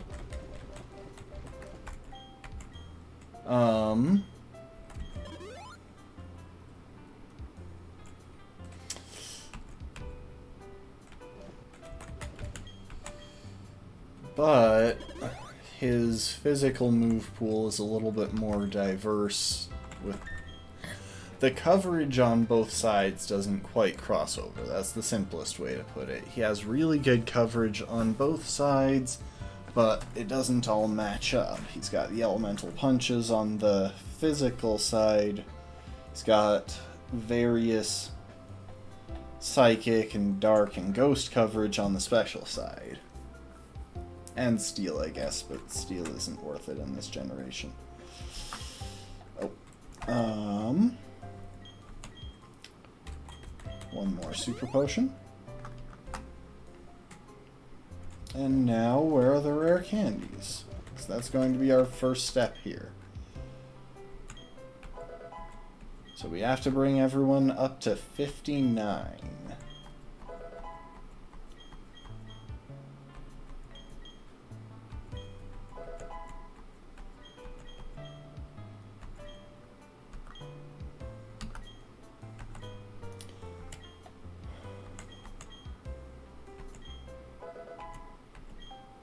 See, if we were running physical Infernape, I would be really excited to see Flare Blitz come up, but as it is, okay, that was 59.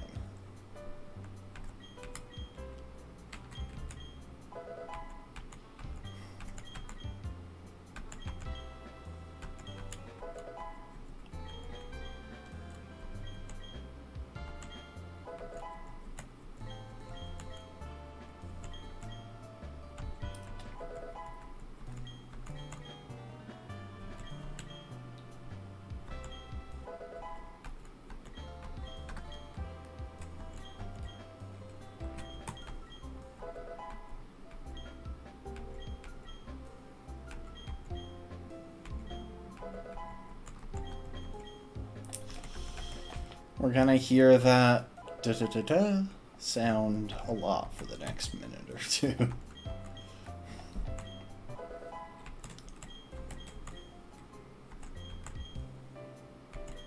Okay, that's Arthur at 59.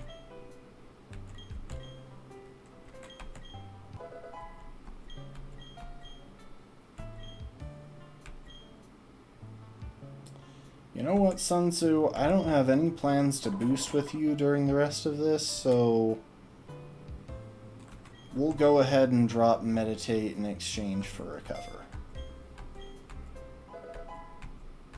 There is a very small chance that that could actually come in handy. But it's better than the odds of finding you a safe time to set up.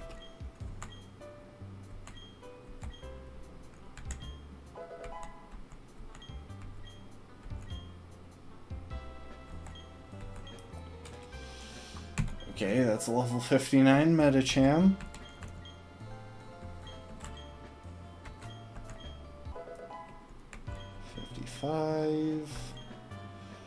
While I absolutely love the move Megahorn, it is very inaccurate, which makes it not a great choice for this. And besides, all of Hercules' other moves are pretty much essential for this stage of the run.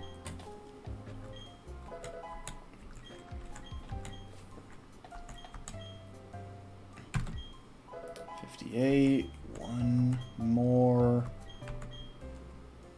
59. And so the next time I need to not put the rare candy on Hercules. I'm really worried about some aspects of this, and this is one of them, because if I overlevel, I've just completely screwed up all of the plans.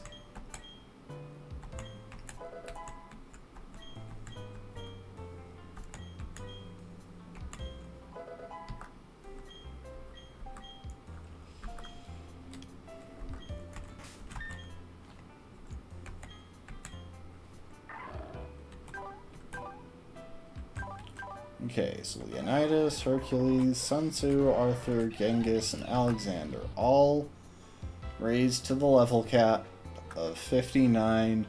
We're gonna go and do some quick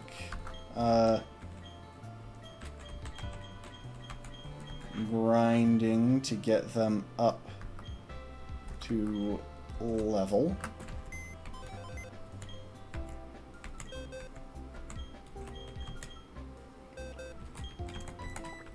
Or up close to the level cap.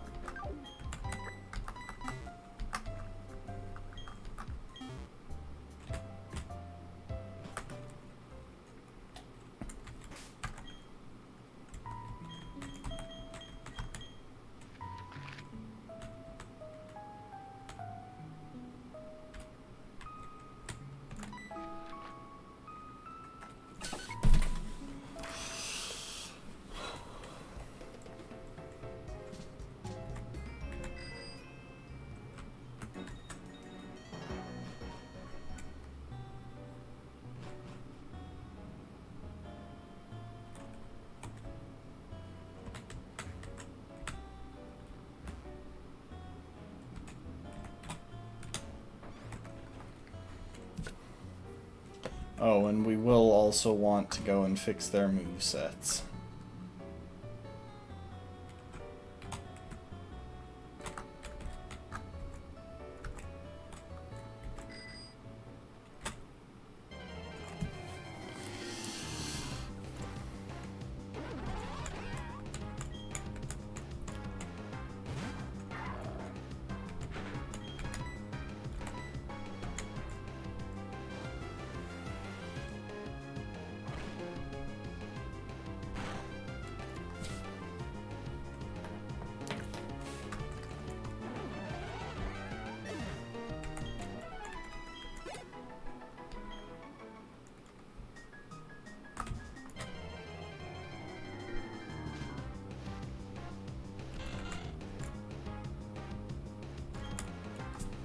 Okay. Real quick. Gonna cut the sound for a minute. Because I really don't feel like...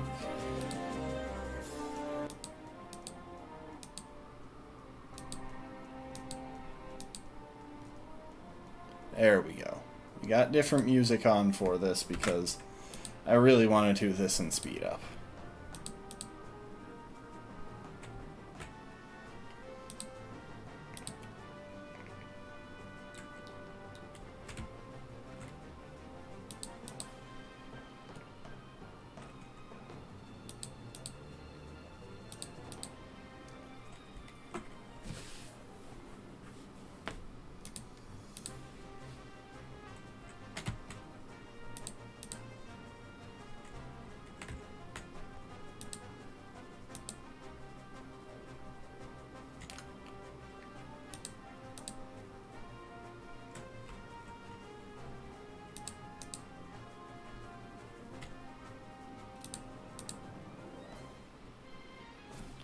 And I want to double check one thing real quick.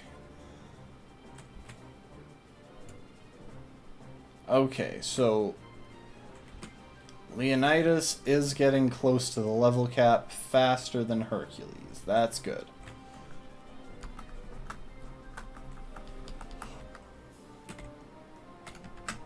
Otherwise, we'd wind up kind of constantly checking how close Leonidas is to the level cap.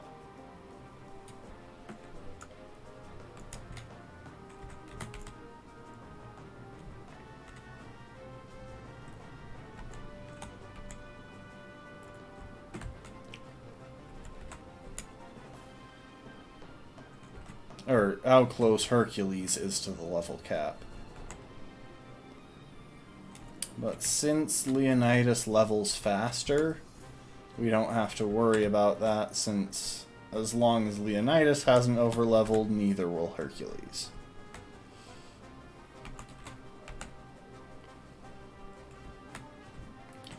Once we switch them, it's going to be different. But I think we can probably just bring Hercules to the front at that point.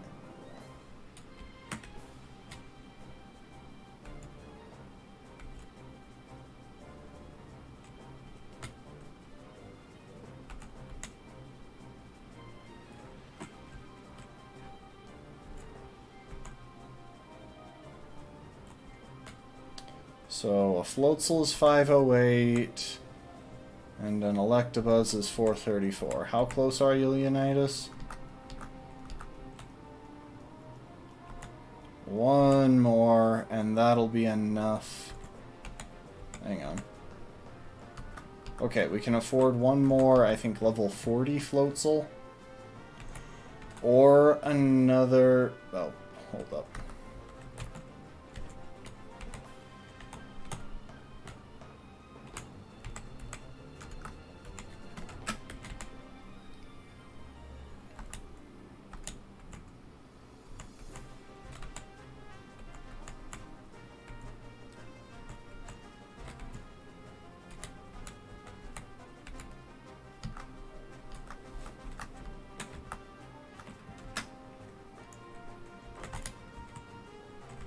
Okay, well, we're locked in with this one. But you know what? That works. Yeah, that's enough for Leonidas. So that is all of Leonidas's training done. How close is Hercules? 2603. That'll be pretty quick, because Hercules isn't spreading around the experience.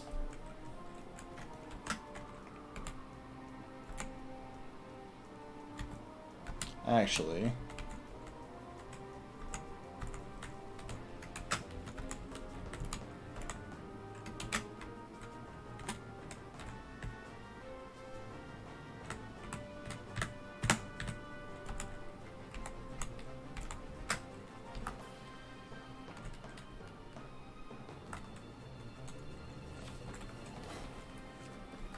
now Hercules is spreading around the experience. 434, 247. How close are you, Hercules? 1094. This one will be safe. Okay, one more Electabuzz will also be safe. Okay.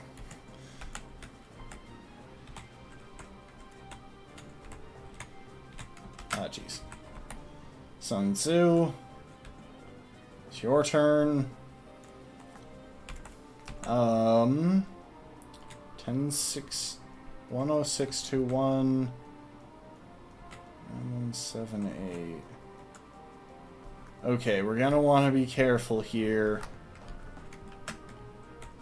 Check every few fights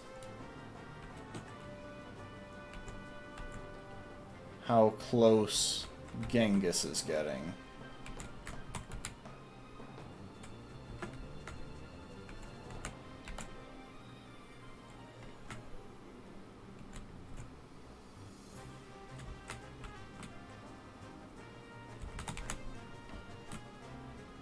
We're just not bothering with the Electabuzz with Sun Tzu because I don't want to waste time dealing with paralysis.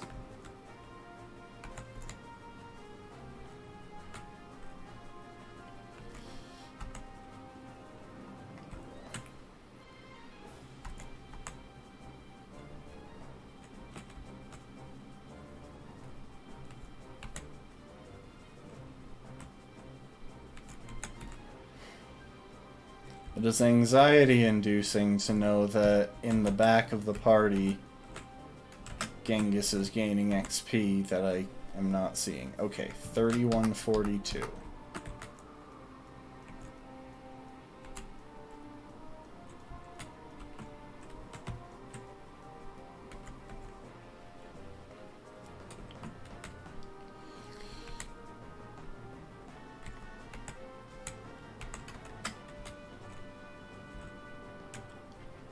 Okay, a couple more.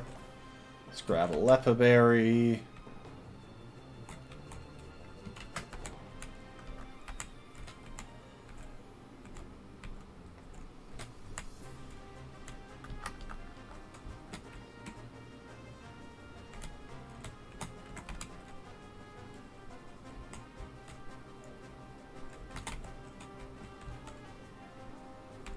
So how much is a Floatzel giving at level 40? 508. How close is Genghis? Genghis could take two 508s.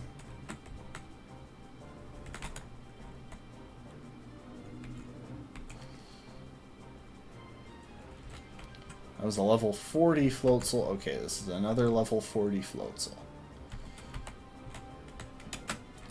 Genghis, you're going to get a leftovers back.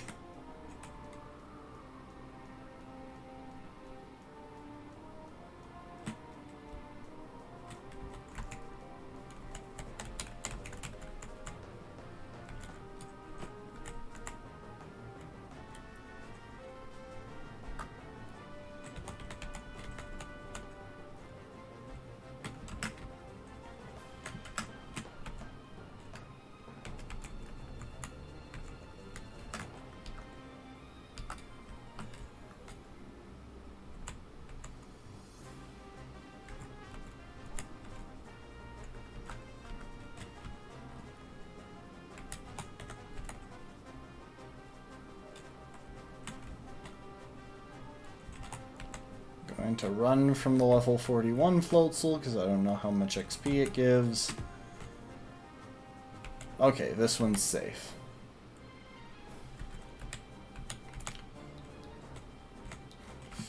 Yeah, when I said I'm edging them close to the level cap, I meant close to the level cap. Okay, real quick. We're gonna fly back to Pastoria.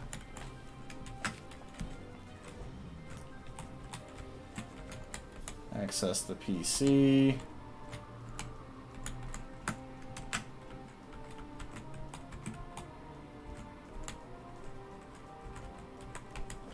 Shift Alexander into the lead position.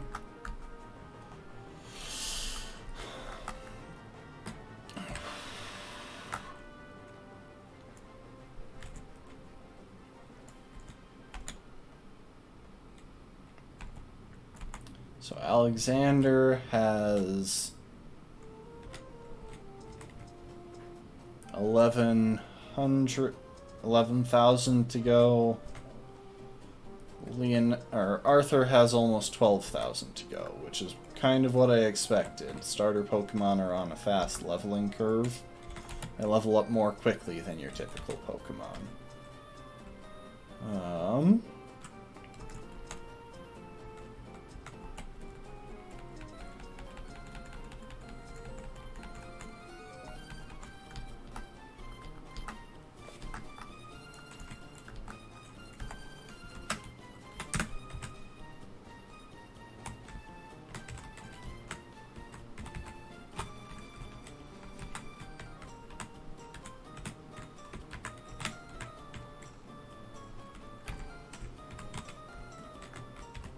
Ah, jeez.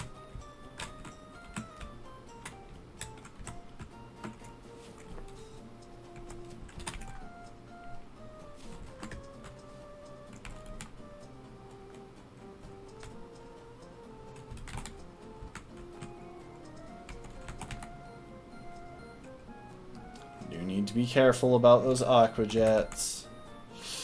Oh, that was a crit.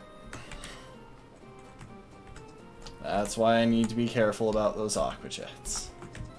I may just want to run from Floatzels. I may just want to get my XP off of Magnetons and Electabuzz.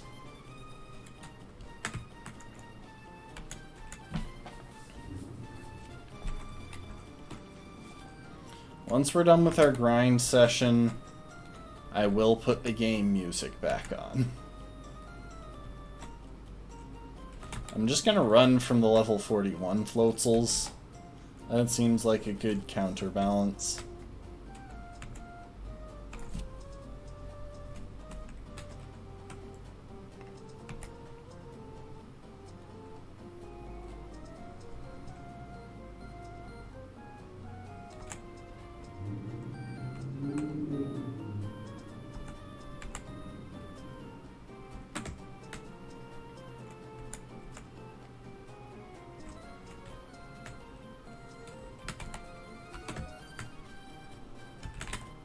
I'm also gonna run from the Magnemite because they just don't give much. Actually, there's a lot that Alexander wants to run from in this area.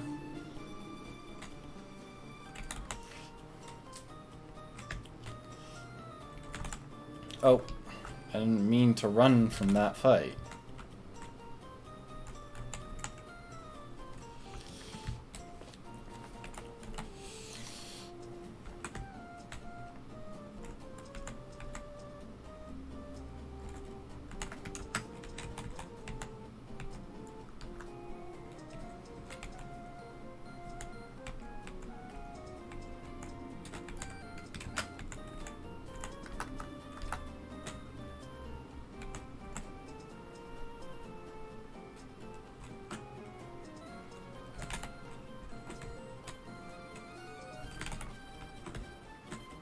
I don't know if I've seen any level 39 Floatzels.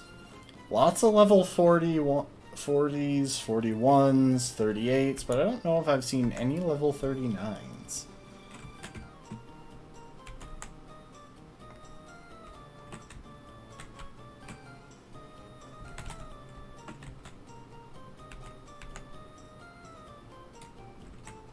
Okay, actually, how close is Alexander?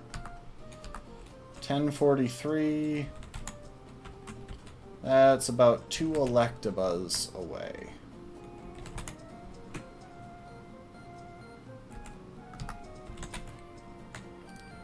I'm gonna stick with the 2 Electabuzz strategy.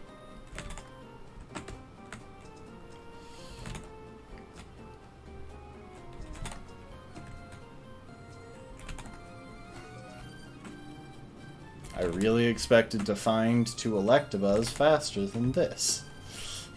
Oh my gosh, what the heck? Okay, there's 1 Electabuzz.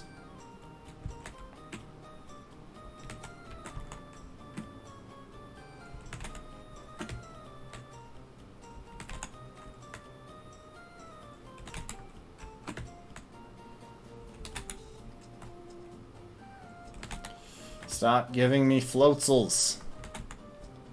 Gosh dang it. Stop. Thank you. That is 2 Electabuzz. Okay, so now Alexander is just a couple hundred off. And Arthur can only afford 969.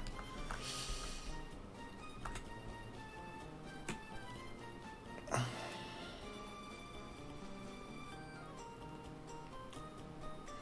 much does a Wingull give? So I might take just some of these smaller targets.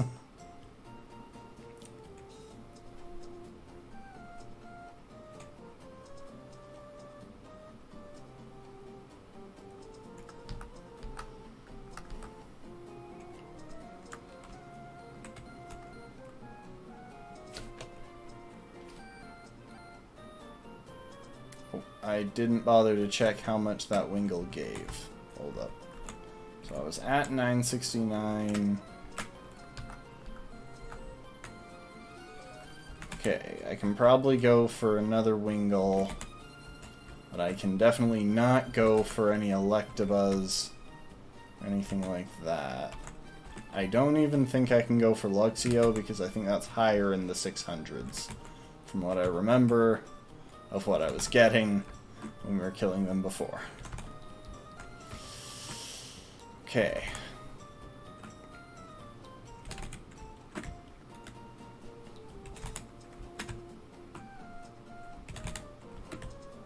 Remember that time, like 2 minutes ago, when it was refusing to give me the Pokemon that I could actually use? Okay, this works. Okay. Okay, I call that edged to the level cap.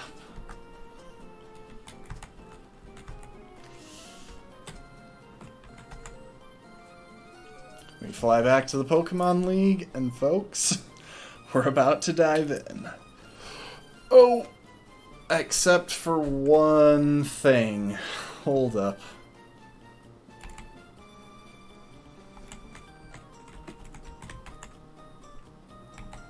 Arthur, give me that experience share.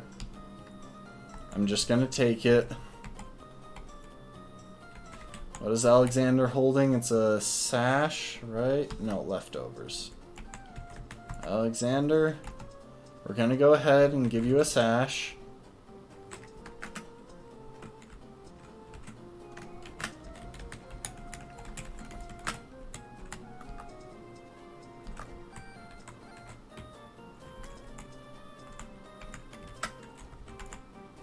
We're going to grab B-Barrel. Sorry, there is one unique little strategy here that I don't dare forget. Because otherwise everything becomes a lot less clean.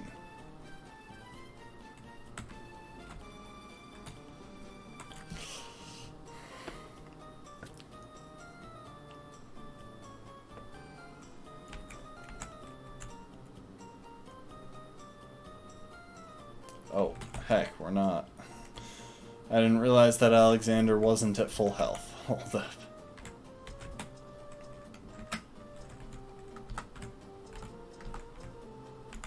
Sure, why not? Use a Hyper Potion to restore 1 hit point.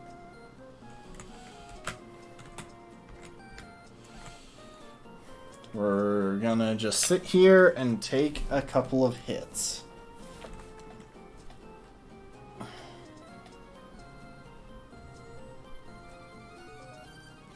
Maybe not hits from a Pelipper. We're going to go back to Victory Road, go in there, and take a couple of hits.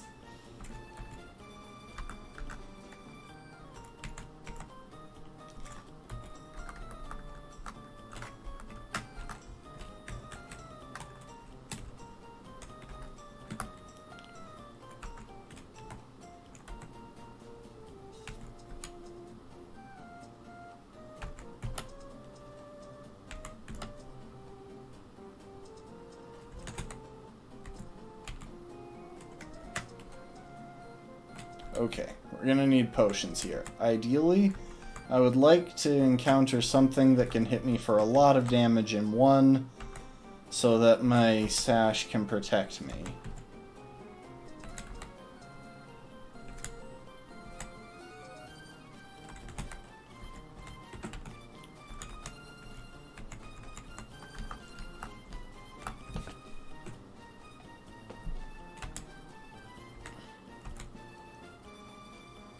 Oh, this works.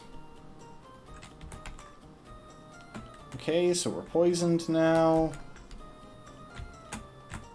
So if we take a minute and run back and forth.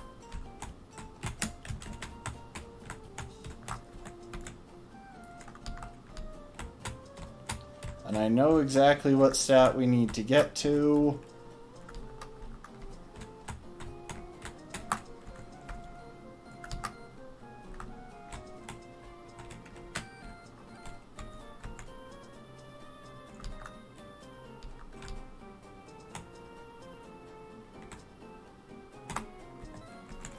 So we want to be at 65 health.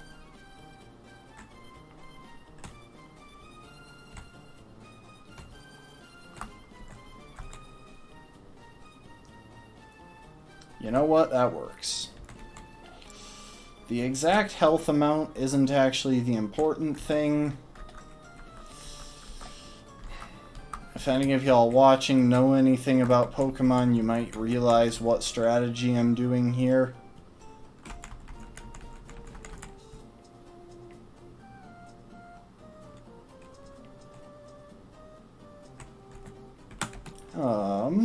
Alexander, I've got a different item for you.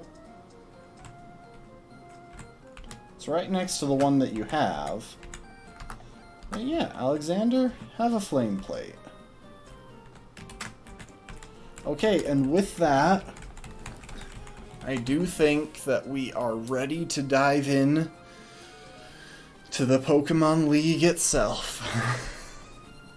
And I'm going to save a couple of times and drop a save state, just to be safe in case there are crashes.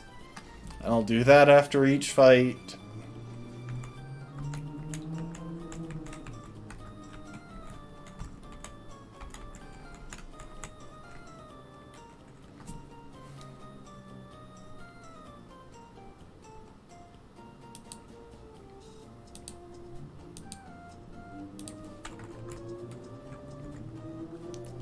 Oh, I almost forgot one more thing that we needed to do. Hold up.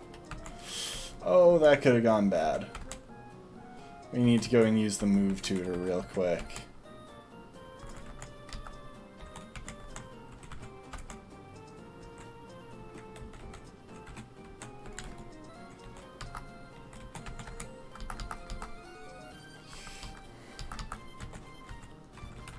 And we'll put Arthur up front, I guess.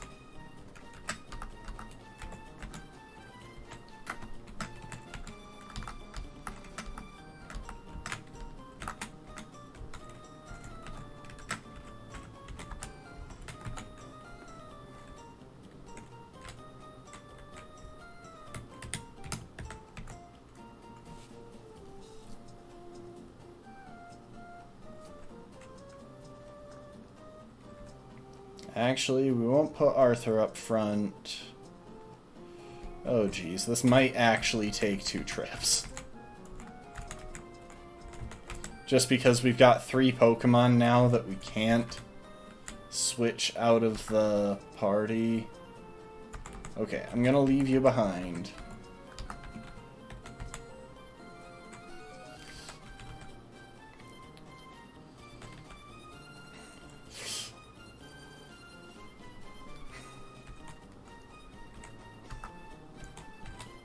And it takes 2 Pokemon to get there. Okay. Unfortunately, we're going to have to make 2 trips. I should have taken care of this before pre-damaging Alexander. That would have saved a slot in the party.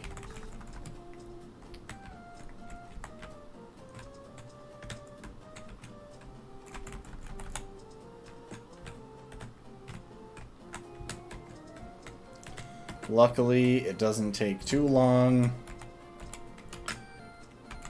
Okay, first we need Arthur to learn Ice Punch. In place of Psycho Cut, actually.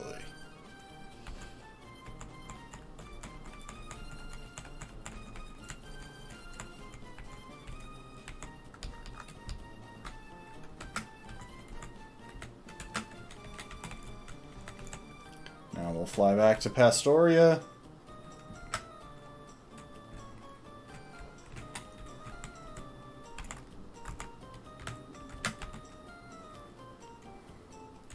And add Leonidas to the party. We also want to put a move back on Sun Tzu, but we can do that with the move tutor here in town, which will save us a bit of time.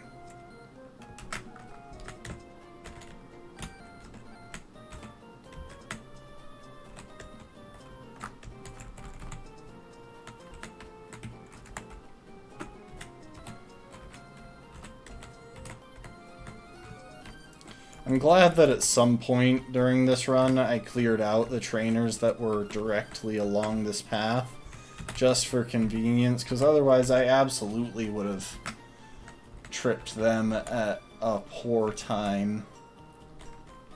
Let's go ahead and give Leonidas Ice Punch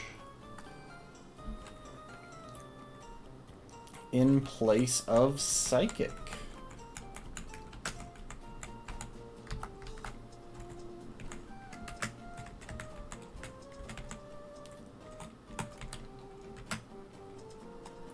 Fly back to Pastoria, one more PC swap.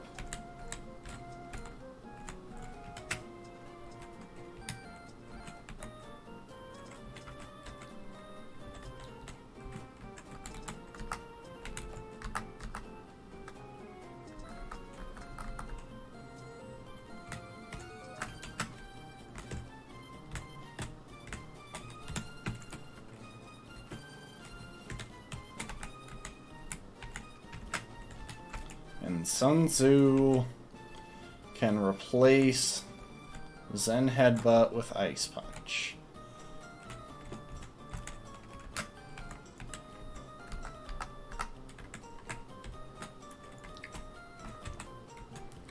And just like that, we actually are all set. So now we go back to the Pokemon League.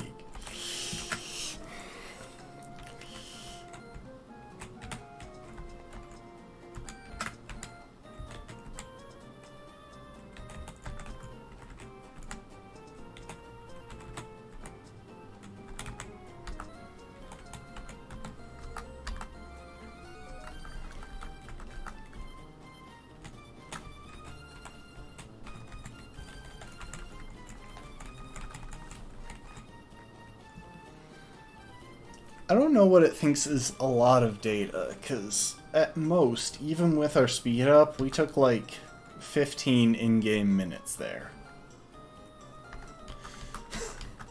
Watch someone comment when I upload the VOD and actually check, and it's been like an hour and a half. I'm just massively underestimating speed up.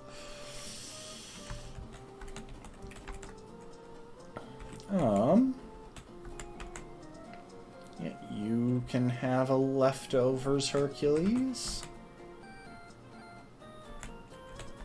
Leonidas, you're gonna need an expert belt when we actually wind up using you.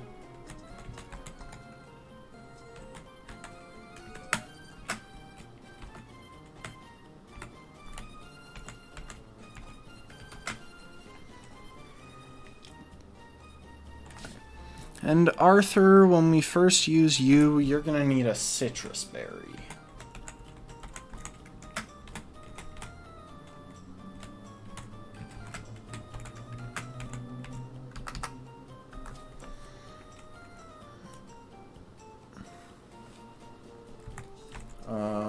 Alexander, you are carrying a flame play. Everyone's at level 59. Okay, this is good.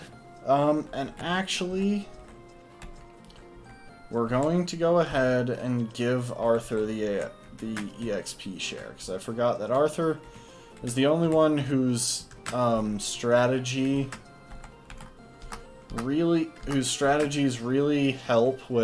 really benefit from having some extra experience.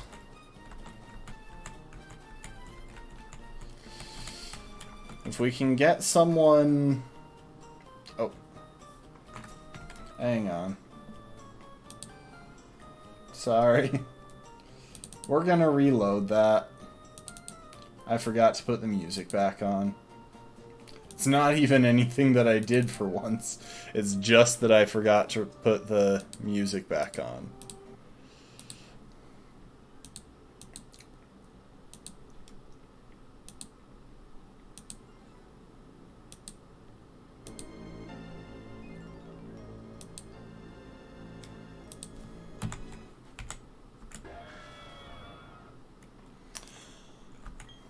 Okay. Now we'll double check their items. Okay. Arthur, you get an AXP share.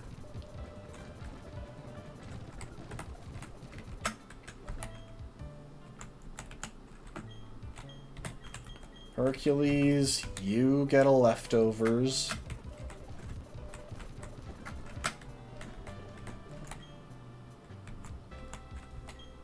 Leonidas, you get an expert belt.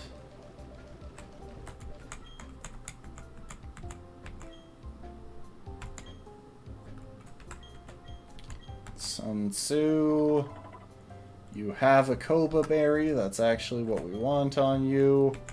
And Genghis, what are you carrying? Leftovers? Yeah, that works.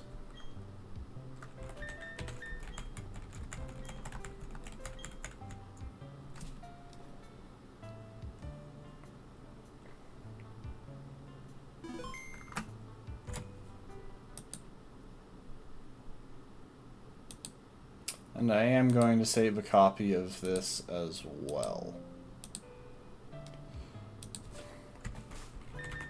Sorry, it's just there's a big fanfare right as we enter the final, right as we enter the Elite Force chambers. And I don't want y'all to miss that, frankly. Okay, I think we're in the right situation.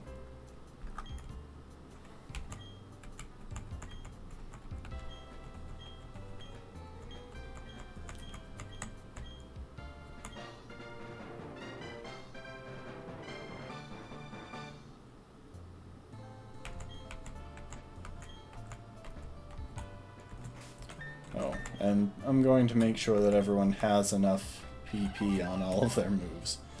And good thing I did, because Flamethrower and Grass Knot and Nasty Plot could all use some. Brick Break and Earthquake. Hang on. Go a couple at a time, since there are actually several that need it. Flamethrower. Nasty Plot. Grass Knot.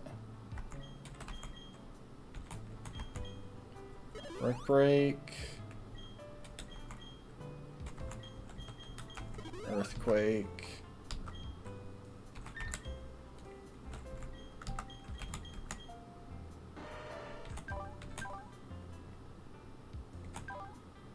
Wake Up, Slap, Dig, and Protect all need it.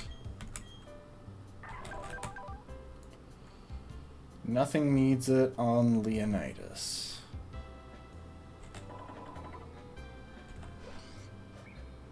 Okay.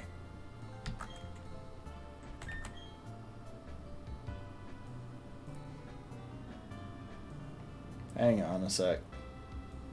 I just realized something. I'm sorry, but I just realized we have to backtrack one more time. We still have Protect on Genghis rather than Ice Punch.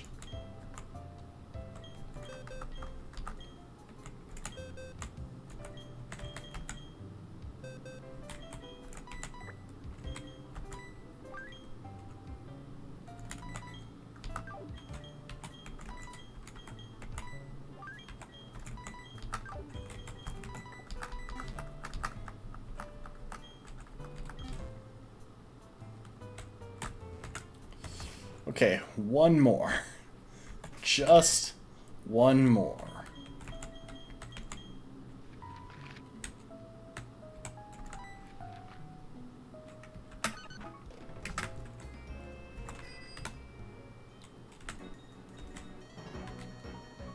I preferred the biking music back in Gen 3.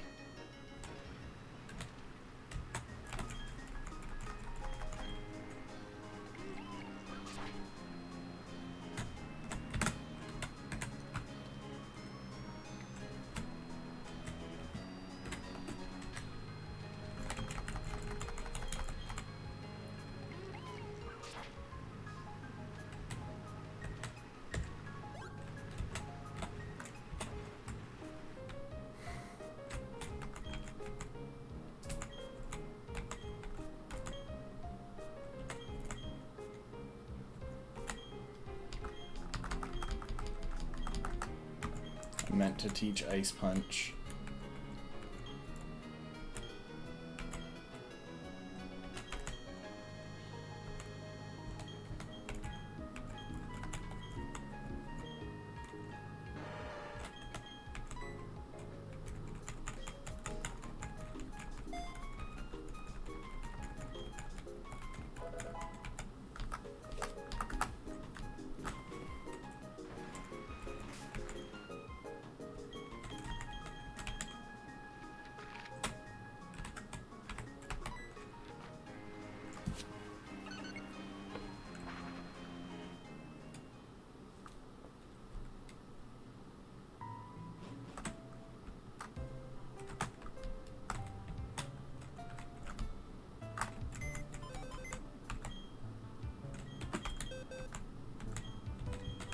Okay, now, for realsies this time, we have the Pokemon that we're going to be using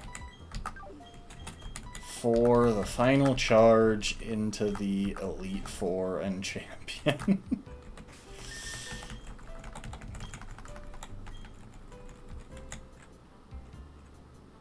How much data is a lot of data? We barely even used speed up during that period. It has literally been less than 10 minutes of in-game time.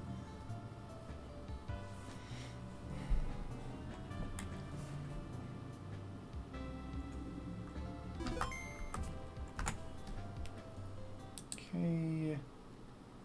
Export the save. One more check. You're carrying a flame plate. You've got flamethrower filled.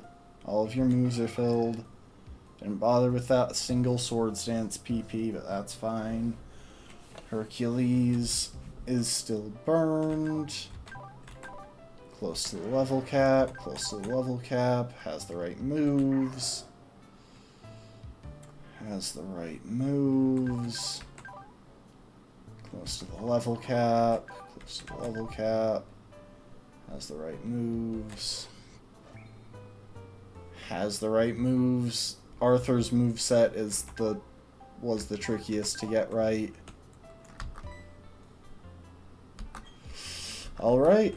And appropriately, our starter is our lead into the first member of the Elite Four. So, first up is Aaron and his bug types. And his fake bug type in the back.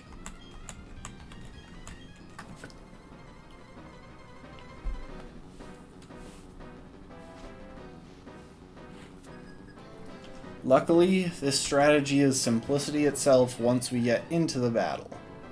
See, the thing is, Alexander outspeeds everything on his team. We're currently carrying a flame plate, which boosts our fire-type moves, and we've deliberately damaged Alexander to be in blaze range.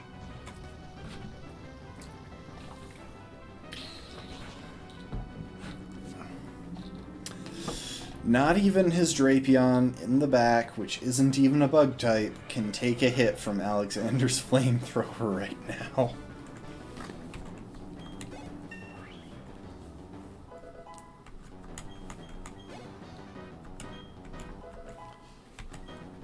And yeah, we're getting some XP on Arthur in the back. That'll make a couple of the upcoming battles that are a bit trickier easier. So yeah, the Drapion came out right away, but it can't take a blaze-boosted flamethrower. We actually could have even dropped the flame plate, I think. That was necessary for a couple of things. It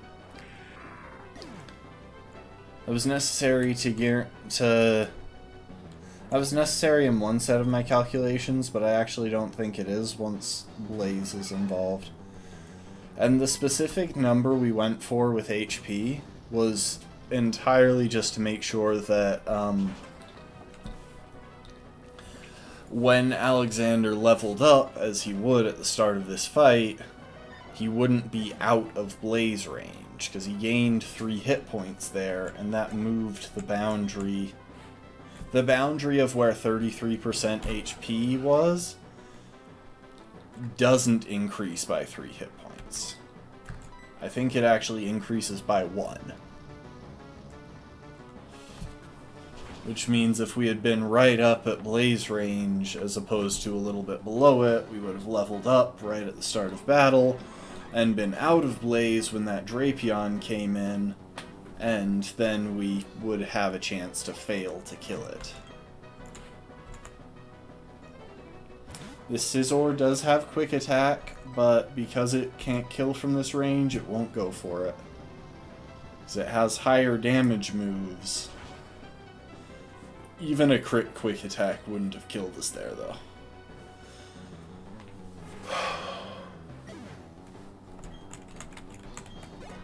One definite advantage to using Special Infernape for this run is that we get to use Flamethrower as our stab.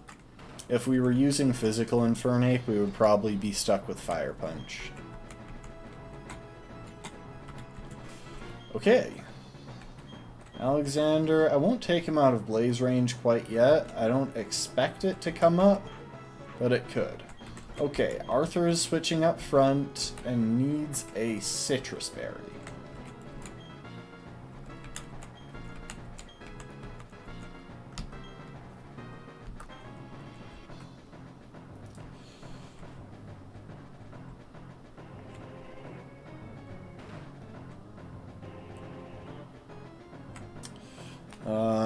Let me just double check that to make sure I'm correct. Yeah, okay. And Arthur has Ice Punch and Leaf Blade. The next member of the Elite Four is Bertha, the ground type expert. Yeah. Ice Punch, Leaf Blade, Sword Stance. All good. I'm sure that y'all can guess what the strategy is this time.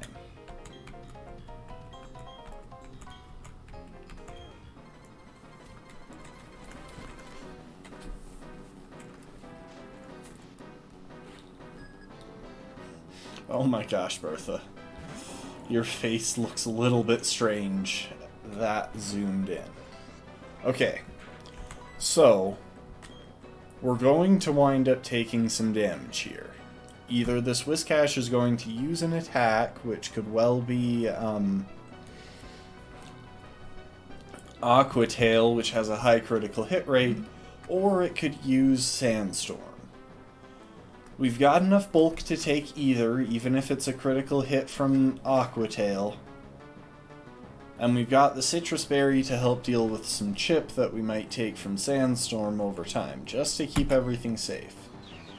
Now we Sword Stance.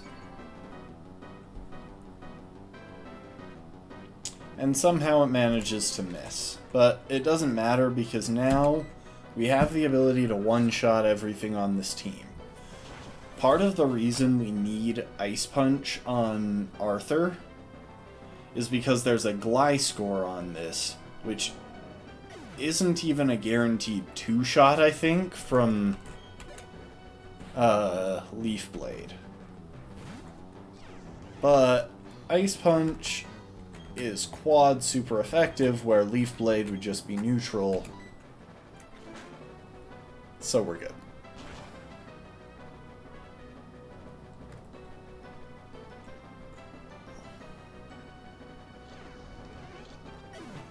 You'll notice I kept Brick Break on Arthur. That's going to come up in a later battle. Oh, and the reason we had to set up to +2 instead of just diving in is actually this Hippowdon. See, this Hippowdon doesn't die to just a regular Leaf Blade. It's left with like 80%, and I think it's a guaranteed kill with Earthquake if it crits. Because Arthur is just kind of frail on the physical side.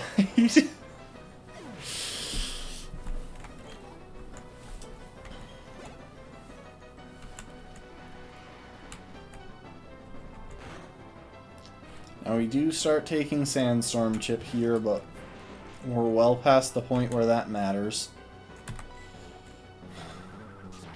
This would be a lot more problematic if,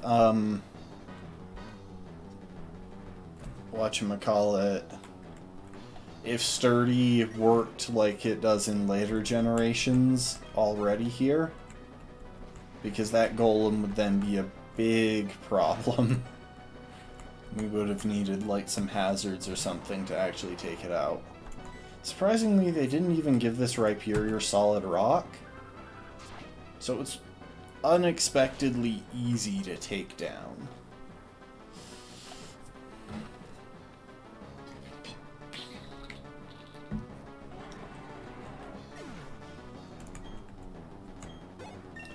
Okay, and we managed to pick up a couple extra levels on Arthur, an extra level on Arthur there. So Arthur is all the way up to level 61, which will be quite helpful for a couple of later fights. Though I did run the calcs at level 60, just to be on the safe side. Okay, the next move may shock you. That's right, Hercules is going in up front. Holding leftovers to heal a bit from the chip damage from the burn, but otherwise, Hercules is going in. See, most of the reason that I ran calcs initially was actually just to do checks on, whatchamacallit. It was to do checks on speed. Because I wanted to make sure that my fast Pokemon with their EV training could outspeed some of the Pokemon that the Elite Four are carrying that have better base stats and IVs. With that said, is there anyone else that we want to get some experience on? You know what? Leonidas, here, have an XP share.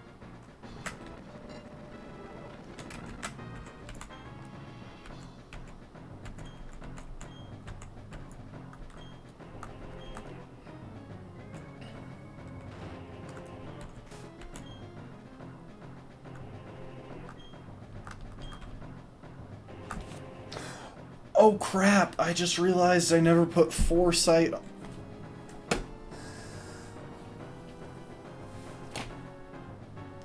Okay, well now I'm scared. It's okay, I think I can come up with an alternative strategy. That was my whole strategy for breaking through Spiritomb. Unfortunately, that fight is going to be harder and probably require at least one extra sacrifice now.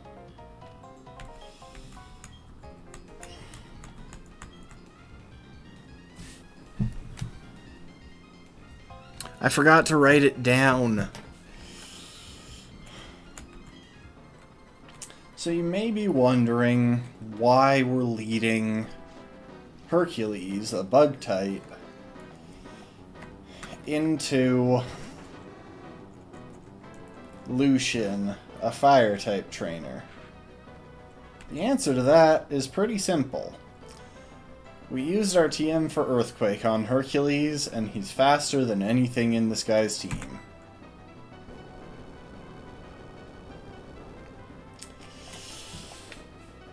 Okay, it's gonna require a couple of sacrifices to safely deal with... At least one sacrifice, I think, to safely deal with Spiritomb now. I can't believe I was that dumb, especially since that's like one time in a million when Foresight is actually a useful move.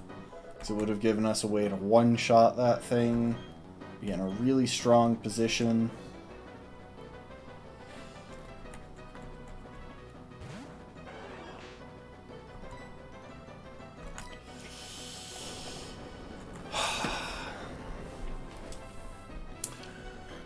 Well, I couldn't have done this without making at least one major mistake that screws up my plans, could I?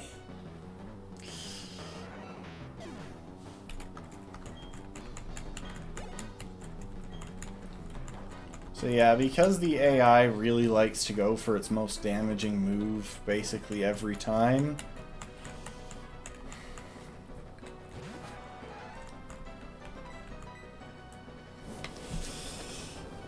even when these things have priority, like I think that Flareon had quick attack, they don't go for it because they've got a more damaging option, and they don't bother to think through, wait, what if I die before I get to use that more damaging option?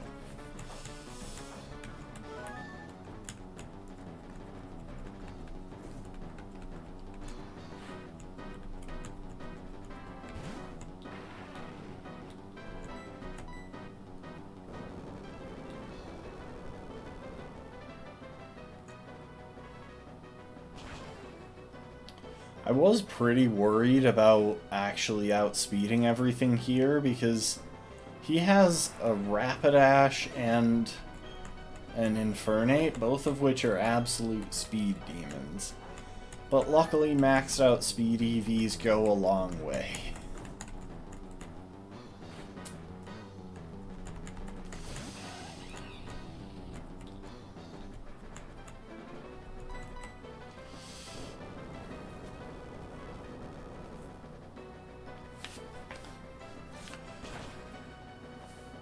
Yeah, because our team is relatively frail, the way this Elite Four worked out was basically just that the safest option in each fight is to sweep with a single Pokemon.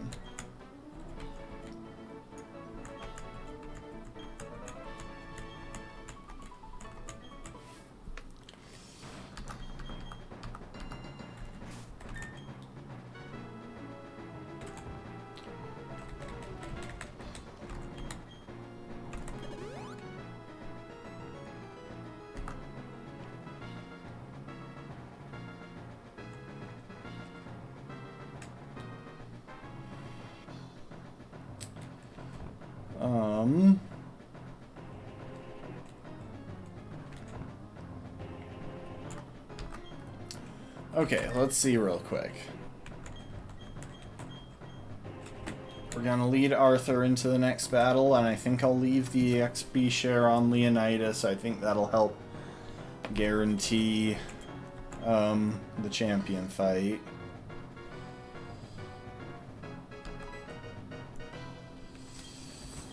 Actually, you know what?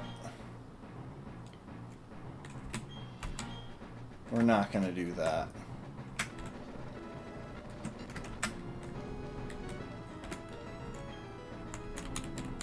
So I want more experience on Arthur. Okay. Let me double check the plan for Lucian, the psychic type trainer. Okay, Arthur needs a fist plate.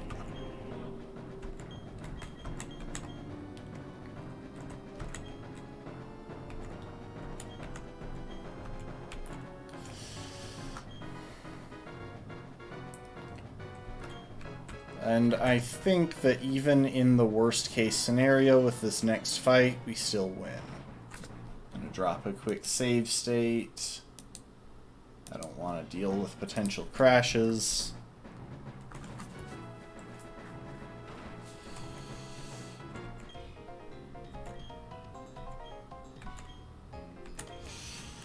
This man is single-handedly the biggest wall in this entire run.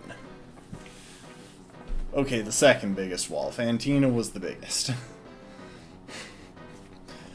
The final member of the Elite Four in Sinnoh trains Psychic-type Pokémon, and we are doing a fighting monologue. Best case scenario, we are neutral to the stab of every single one of these Pokémon. Luckily, Arthur has special bulk, and a setup option in Swords Dance, and we taught him Brick Break, which I hadn't planned on before, but had I not done that, that would have been the issue. See that? Mr. Mime just set up Reflect, which cuts the damage that the opposite team takes from physical moves in half. If I didn't have Brick Break to break through that right now, I would have to try and find a way to stall that out, because there are a couple of Pokemon in the back that can really threaten me and that I can't deal with if they're hiding behind screens. We broke the barrier. And because Mr. Mime is frail as heck, we somehow also killed it. Did we crit? Oh no, because breaking the barrier happens before damage is calculated. Meaning Arthur needed to break the barrier.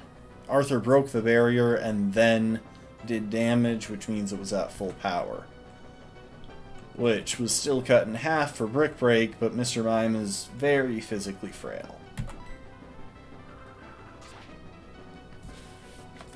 Where's my chapstick? Now, you may be asking why we don't have Night Slash or Shadow Claw on Arthur. And we could actually go ahead and use the TM for Shadow Claw at this stage to replace Leaf Blade. Because obviously we want Ice Punch on Arthur in case we have to use it against Garchomp.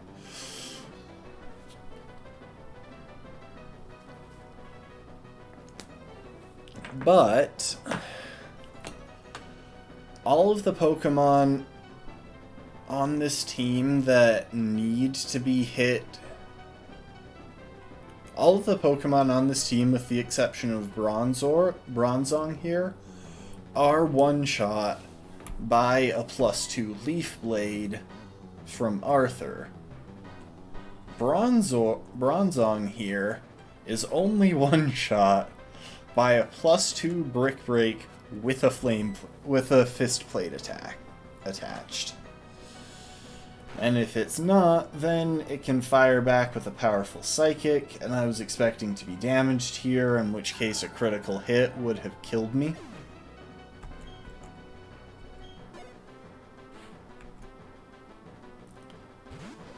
And here is Gallade. It's Gallade versus Gallade, but Arthur is the superior Gallade. Arthur is a king. You cannot stand against the King of Knights.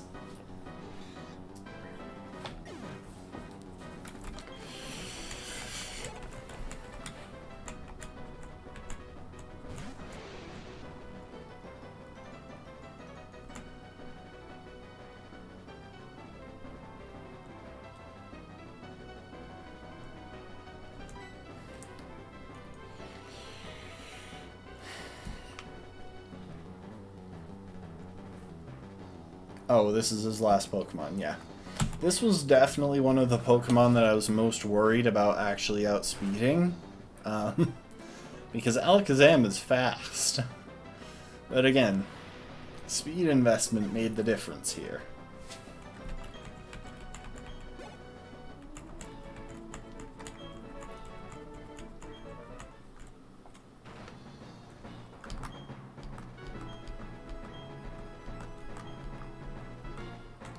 Okay, now we gotta heal up the team in preparation for the champion. Okay, so everyone's at full health.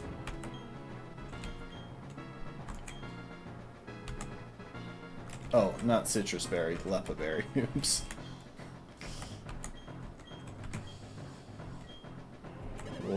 We'll restore Brick Break. Swords Dance, Leaf Blade, and we wanted Leaf Blade still round because of my low tick on Cynthia's team. Just makes things a bit easier. We'll restore Earthquake, and I think technically we're down a Swords Dance PP, so might as well fix that up. And I do think we're going to go ahead and fully heal Alexander.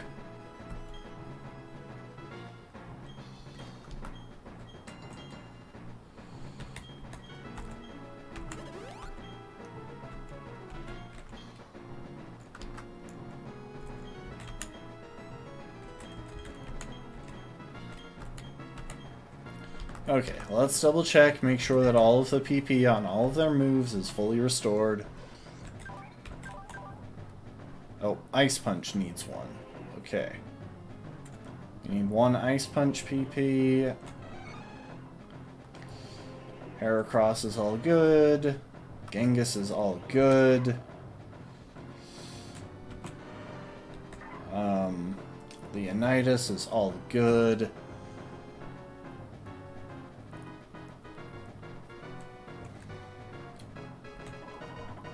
Sun Tzu is all good. Alexander is all good. We're going to go ahead and fully heal Alexander in case he winds up having to switch into Roserade. Hate to lose that Blaze boost, but I think it's I very much think it's worth it. Fire type moves won't be the most helpful in this upcoming fight anyway. Okay. What items are they carrying? Arthur needs an expert belt.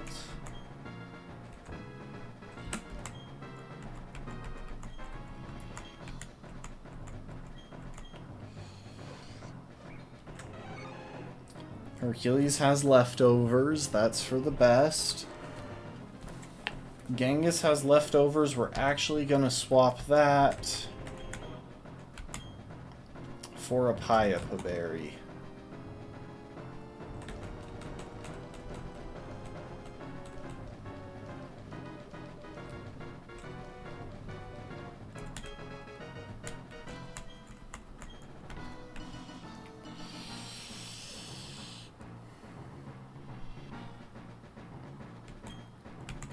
Leonidas, do you have an expert belt already? You do. Sun Tzu has a Koba berry, which I believe is actually what we wanted in case we have to try and switch her into into Togekiss.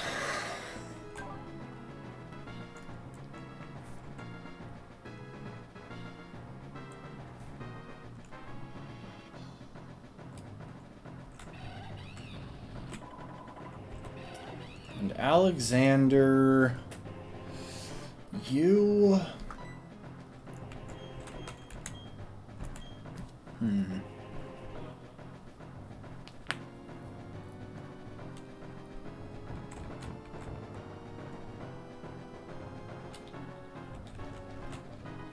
You're going to take a Focus Sash. Actually, you're going to take a Leftovers. If we somehow get Roserade in early, then we're totally going to try and set up a sweep with Alexander. If we can.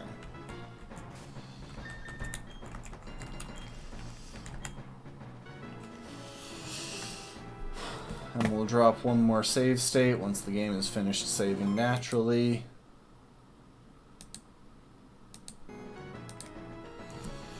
Okay. Here's the plan at present. And I just want to be clear that I like this as little as anyone else is going to. But unfortunately, I think the safe strategy is to have Genghis go down to do some extra damage and get things all set up against the Spiritomb. Now I do need to check something. Genghis, what TMs can you learn here? Toxic might be worthwhile. Though I think... Honestly, I think Protect is probably the right choice. We might replace Captivate. Unfortunately, Captivate does not work against Spiritomb, since again, it is genderless. And in this generation, Captivate works based on gender.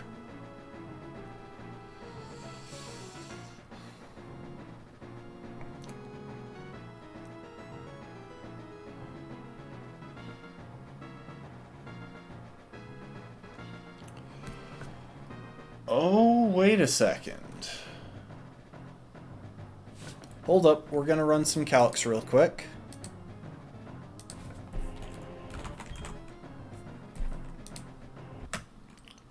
Pause that for a sec. Bringing out Machamp versus Spiritomb. The Spiritomb that Cynthia is carrying is level 58, I believe. Yes. Is Spiritomb genderless?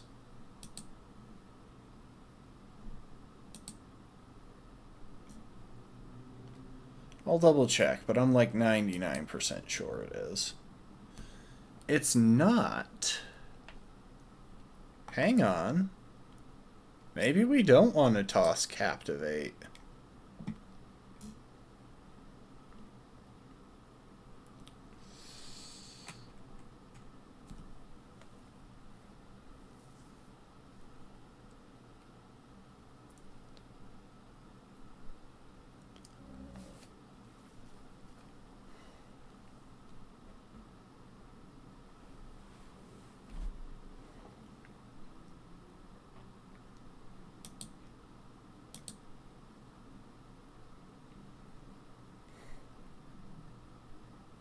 We're going to keep Captivate around. There's a chance we could use it.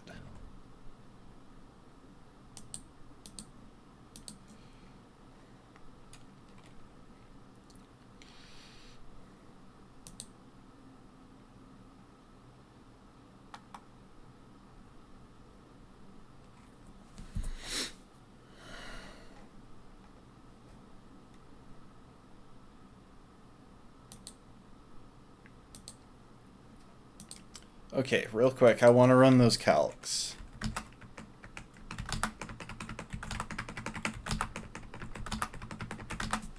It's got a timid nature.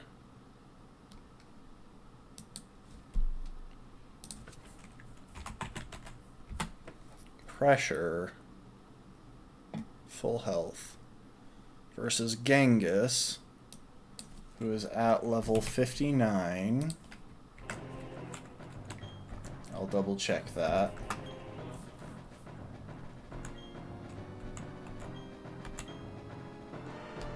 Yeah, Genghis is at level 59.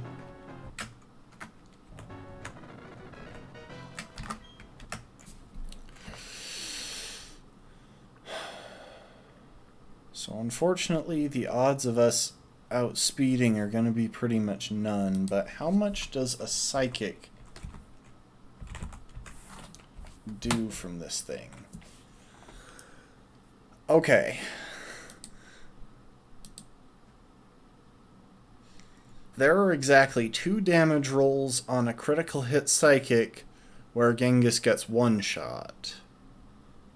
Because we do outspeed, I think. Hold up. I should actually put in the IVs for Genghis. So yeah, I was completely wrong about that, but oh, I'm putting in the wrong IVs. Oh my gosh, I forgot how awful Genghis's IVs were.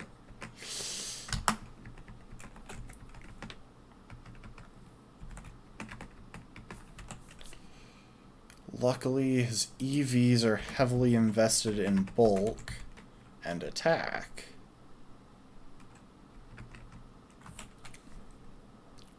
With exactly 4 into speed for good measure. And a naughty nature.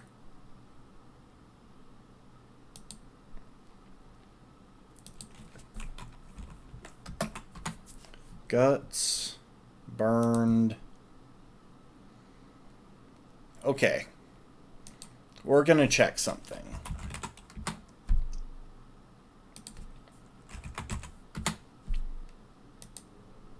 Guys,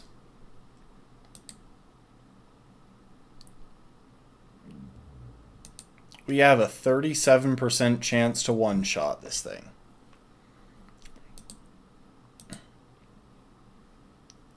Their Psychic if it crits, has a 75% chance to one-shot us. But that's only if it crits. If it doesn't, then it's only doing max about 56%. I think I know what strategy we're going with. I'm going to finish looking through our options first.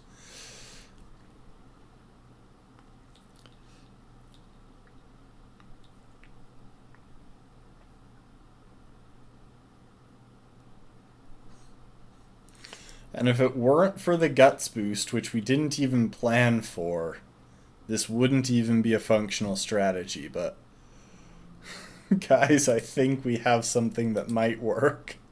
Oh, you gotta go. Alright, later be marching. We're gonna finish this.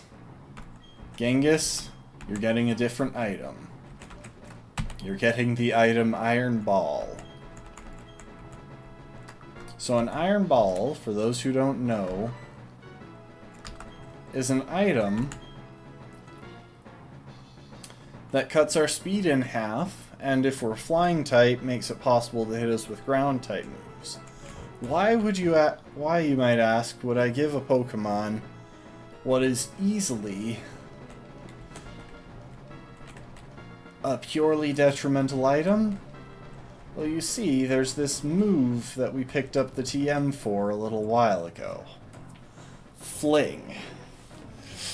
There's exactly one move, one item that you can fling, and it has 130 base power.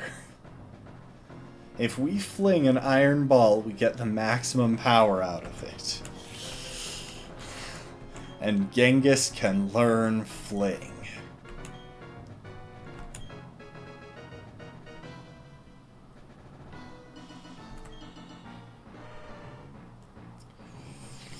Okay, we are going to go ahead, and we're actually going to drop... yeah, we're going to drop Wake Up Slap. Just because there really isn't... The only moves we're going to be using in this matchup are Dig, or are Ice Punch and Fling. If we get the opportunity to use anything else, Genghis is gonna die. Congratulations, Genghis, you now know Fling. Now let's take a second and give a little bit of extra thought to Leonidas' moveset. You know what? Never mind. We'll stick with what we've got. Will we... Yes, we will. Oh wait, actually, we're going to slip one other thing into Leonidas' moveset since I messed it up so badly. Where are our TMs for Sword Stance?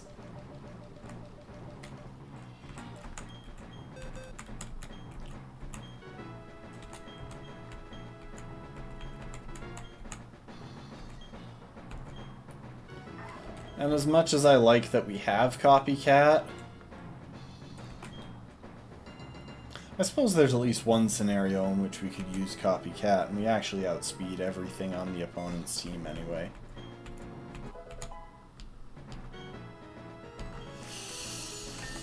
Okay. Everyone,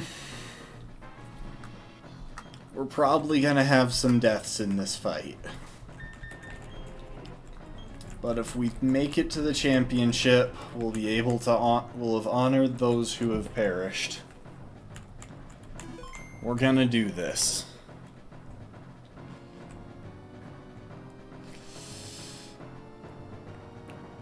Oh, I just remembered what I wanted on Hercules.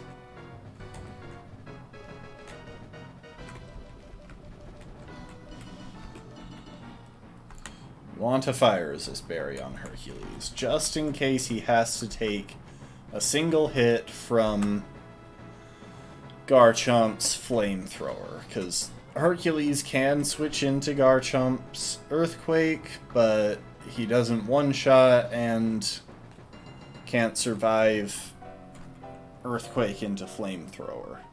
Not after burn damage. Unless he's got a Fire Resist Berry.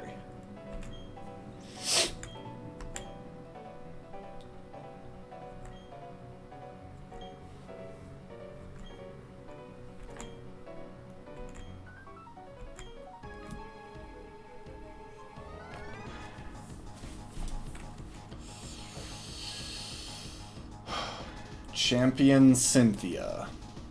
Easily one of the most powerful champions in any Pokemon game.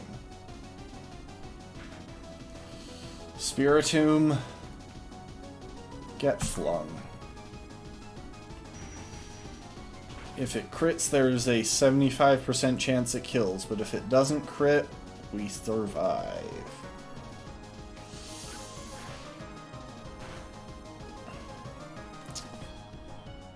Any chance we're gonna pick up that one shot? Yes! Yes! Guys, Genghis is not dead.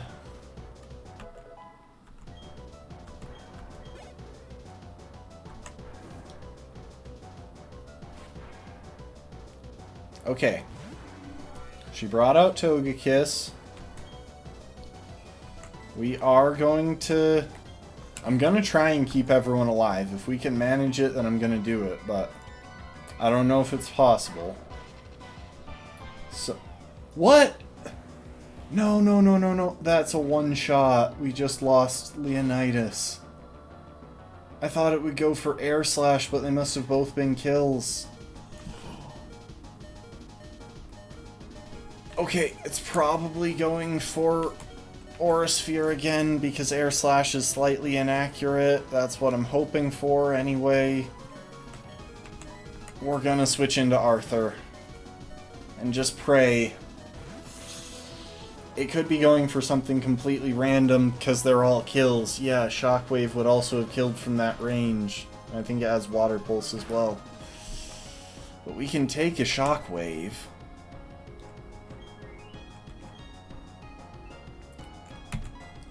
It's going to go for Air Slash here, though. That's definitely its most damaging option. And we're a two-shot with Ice Punch. We might even burn through... She missed! We had an Expert Belt, not a Koba Berry. Hang on. I'm gonna double check. We have an Expert Belt. I thought we were carrying a Koba Berry. I'm screwing up this battle, but somehow we're not getting punished. Okay, she is going to spam some full restores.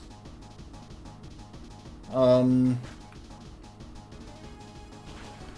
use one more Ice Punch because she's got 4 full restores. If she heals again, then I'll assume that she's going to keep spamming it. Okay, she's not. Yeah, I couldn't have been certain that she was in healing range there, so it's good that we went for Ice Punch instead of Sword Stance. Plus, I don't think we need to be Sword Stanced up to kill anything else in the back. Lucario we can take. We've got Brick Break. It should be a one-shot.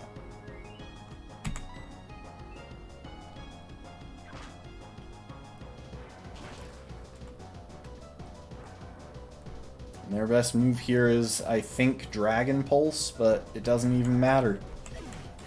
Guys, we might actually get through this without another death.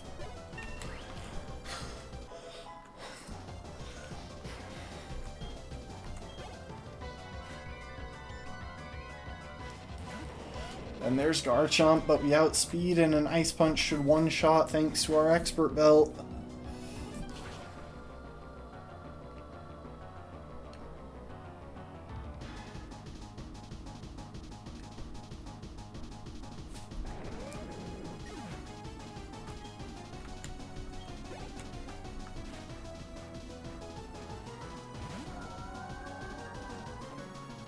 And that's Milotic, who's easily dealt with by Leaf Blade.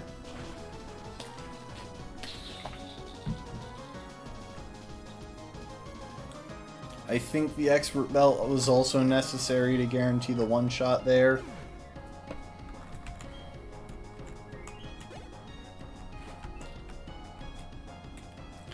her last Pokemon, Roserade. I think Ice Punch just straight up one-shots. I don't even think the Expert Belt is needed for it. Because Roserade is not bulky like Garchomp. Guys. We did it.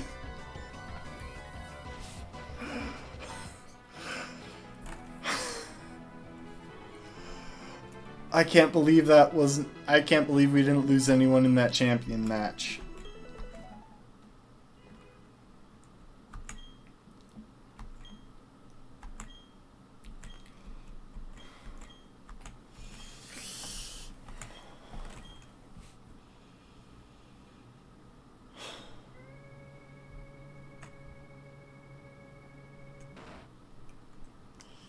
And just like that, we've beaten a Nuzlocke of Pokemon Platinum using only fighting types.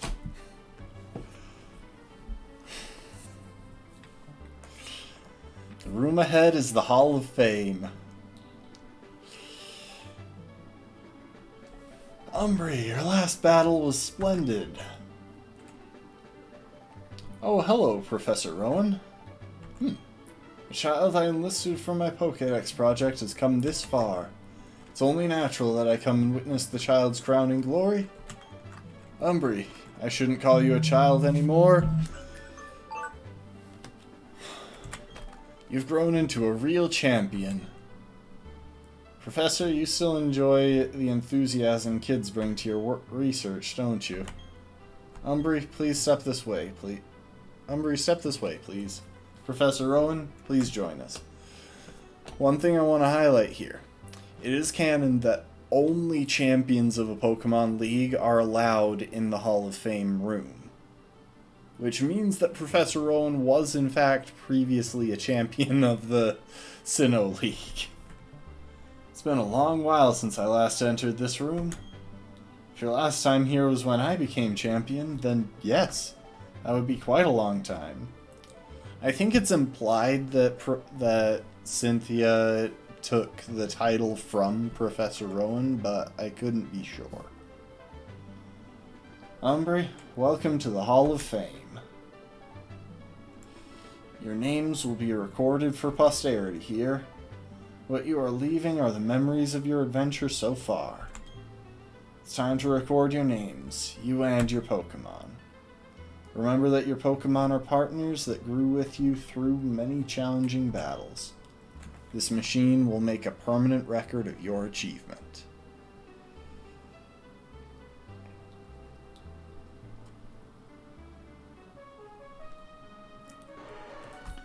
Genghis, the Machamp. Hercules, the Heracross. I should have put them in order of when we got them. Well, as close as I could. Arthur the Gallade, Leonidas the Lucario, Sun Tzu the Medicham, and our starter, Alexander the Infernape. And an honorable mention to Attila the Toxicroak, who I got killed stupidly. Shouldn't have happened. But you do deserve to be remembered. Thank you all.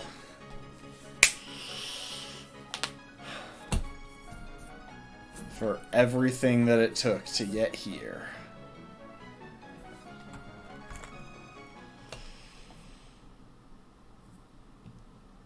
Okay, folks. We're gonna call it there.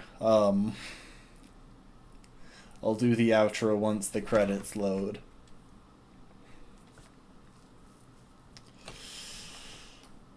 It's saving, in case that wasn't clear. I'm gonna check and see if there's anyone to raid. Probably not, given the time, but yeah, there isn't. Like, the crazy thing is, there are people, streaming right now. It's just absolutely no one that I follow. And I like to raid people that I follow. which probably isn't the best attitude for growing the channel, but whatever.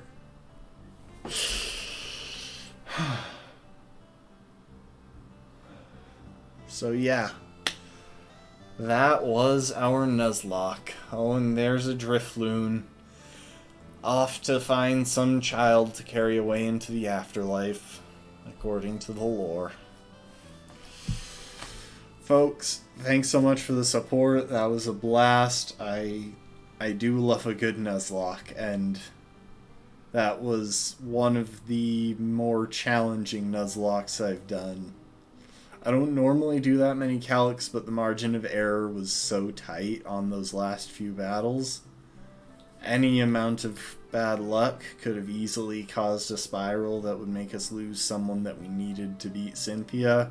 Though, as y'all saw, a lot of Cynthia is handled by a Gallade, by an EV-trained Gallade with Ice Punch and Break Break. And Leaf Blade. But yeah, I don't know what we're gonna do next on the channel. Who knows? I've got a couple of ideas for what we might do tomorrow. Probably do a couple of shorter things, or who knows, maybe we'll slip into a long playthrough. I'm just winging it at the moment. I don't have any grand plans. I've got other Nuzlockes that we could do, and a couple of games that I want to do at some point, but I don't have a specific timeline for any of it, so in the meantime, I hope y'all can keep stopping by. Thanks to everyone who joined and lurked and chatted, and yeah, hope y'all have a good one, and I hope to see you next time. Later, folks.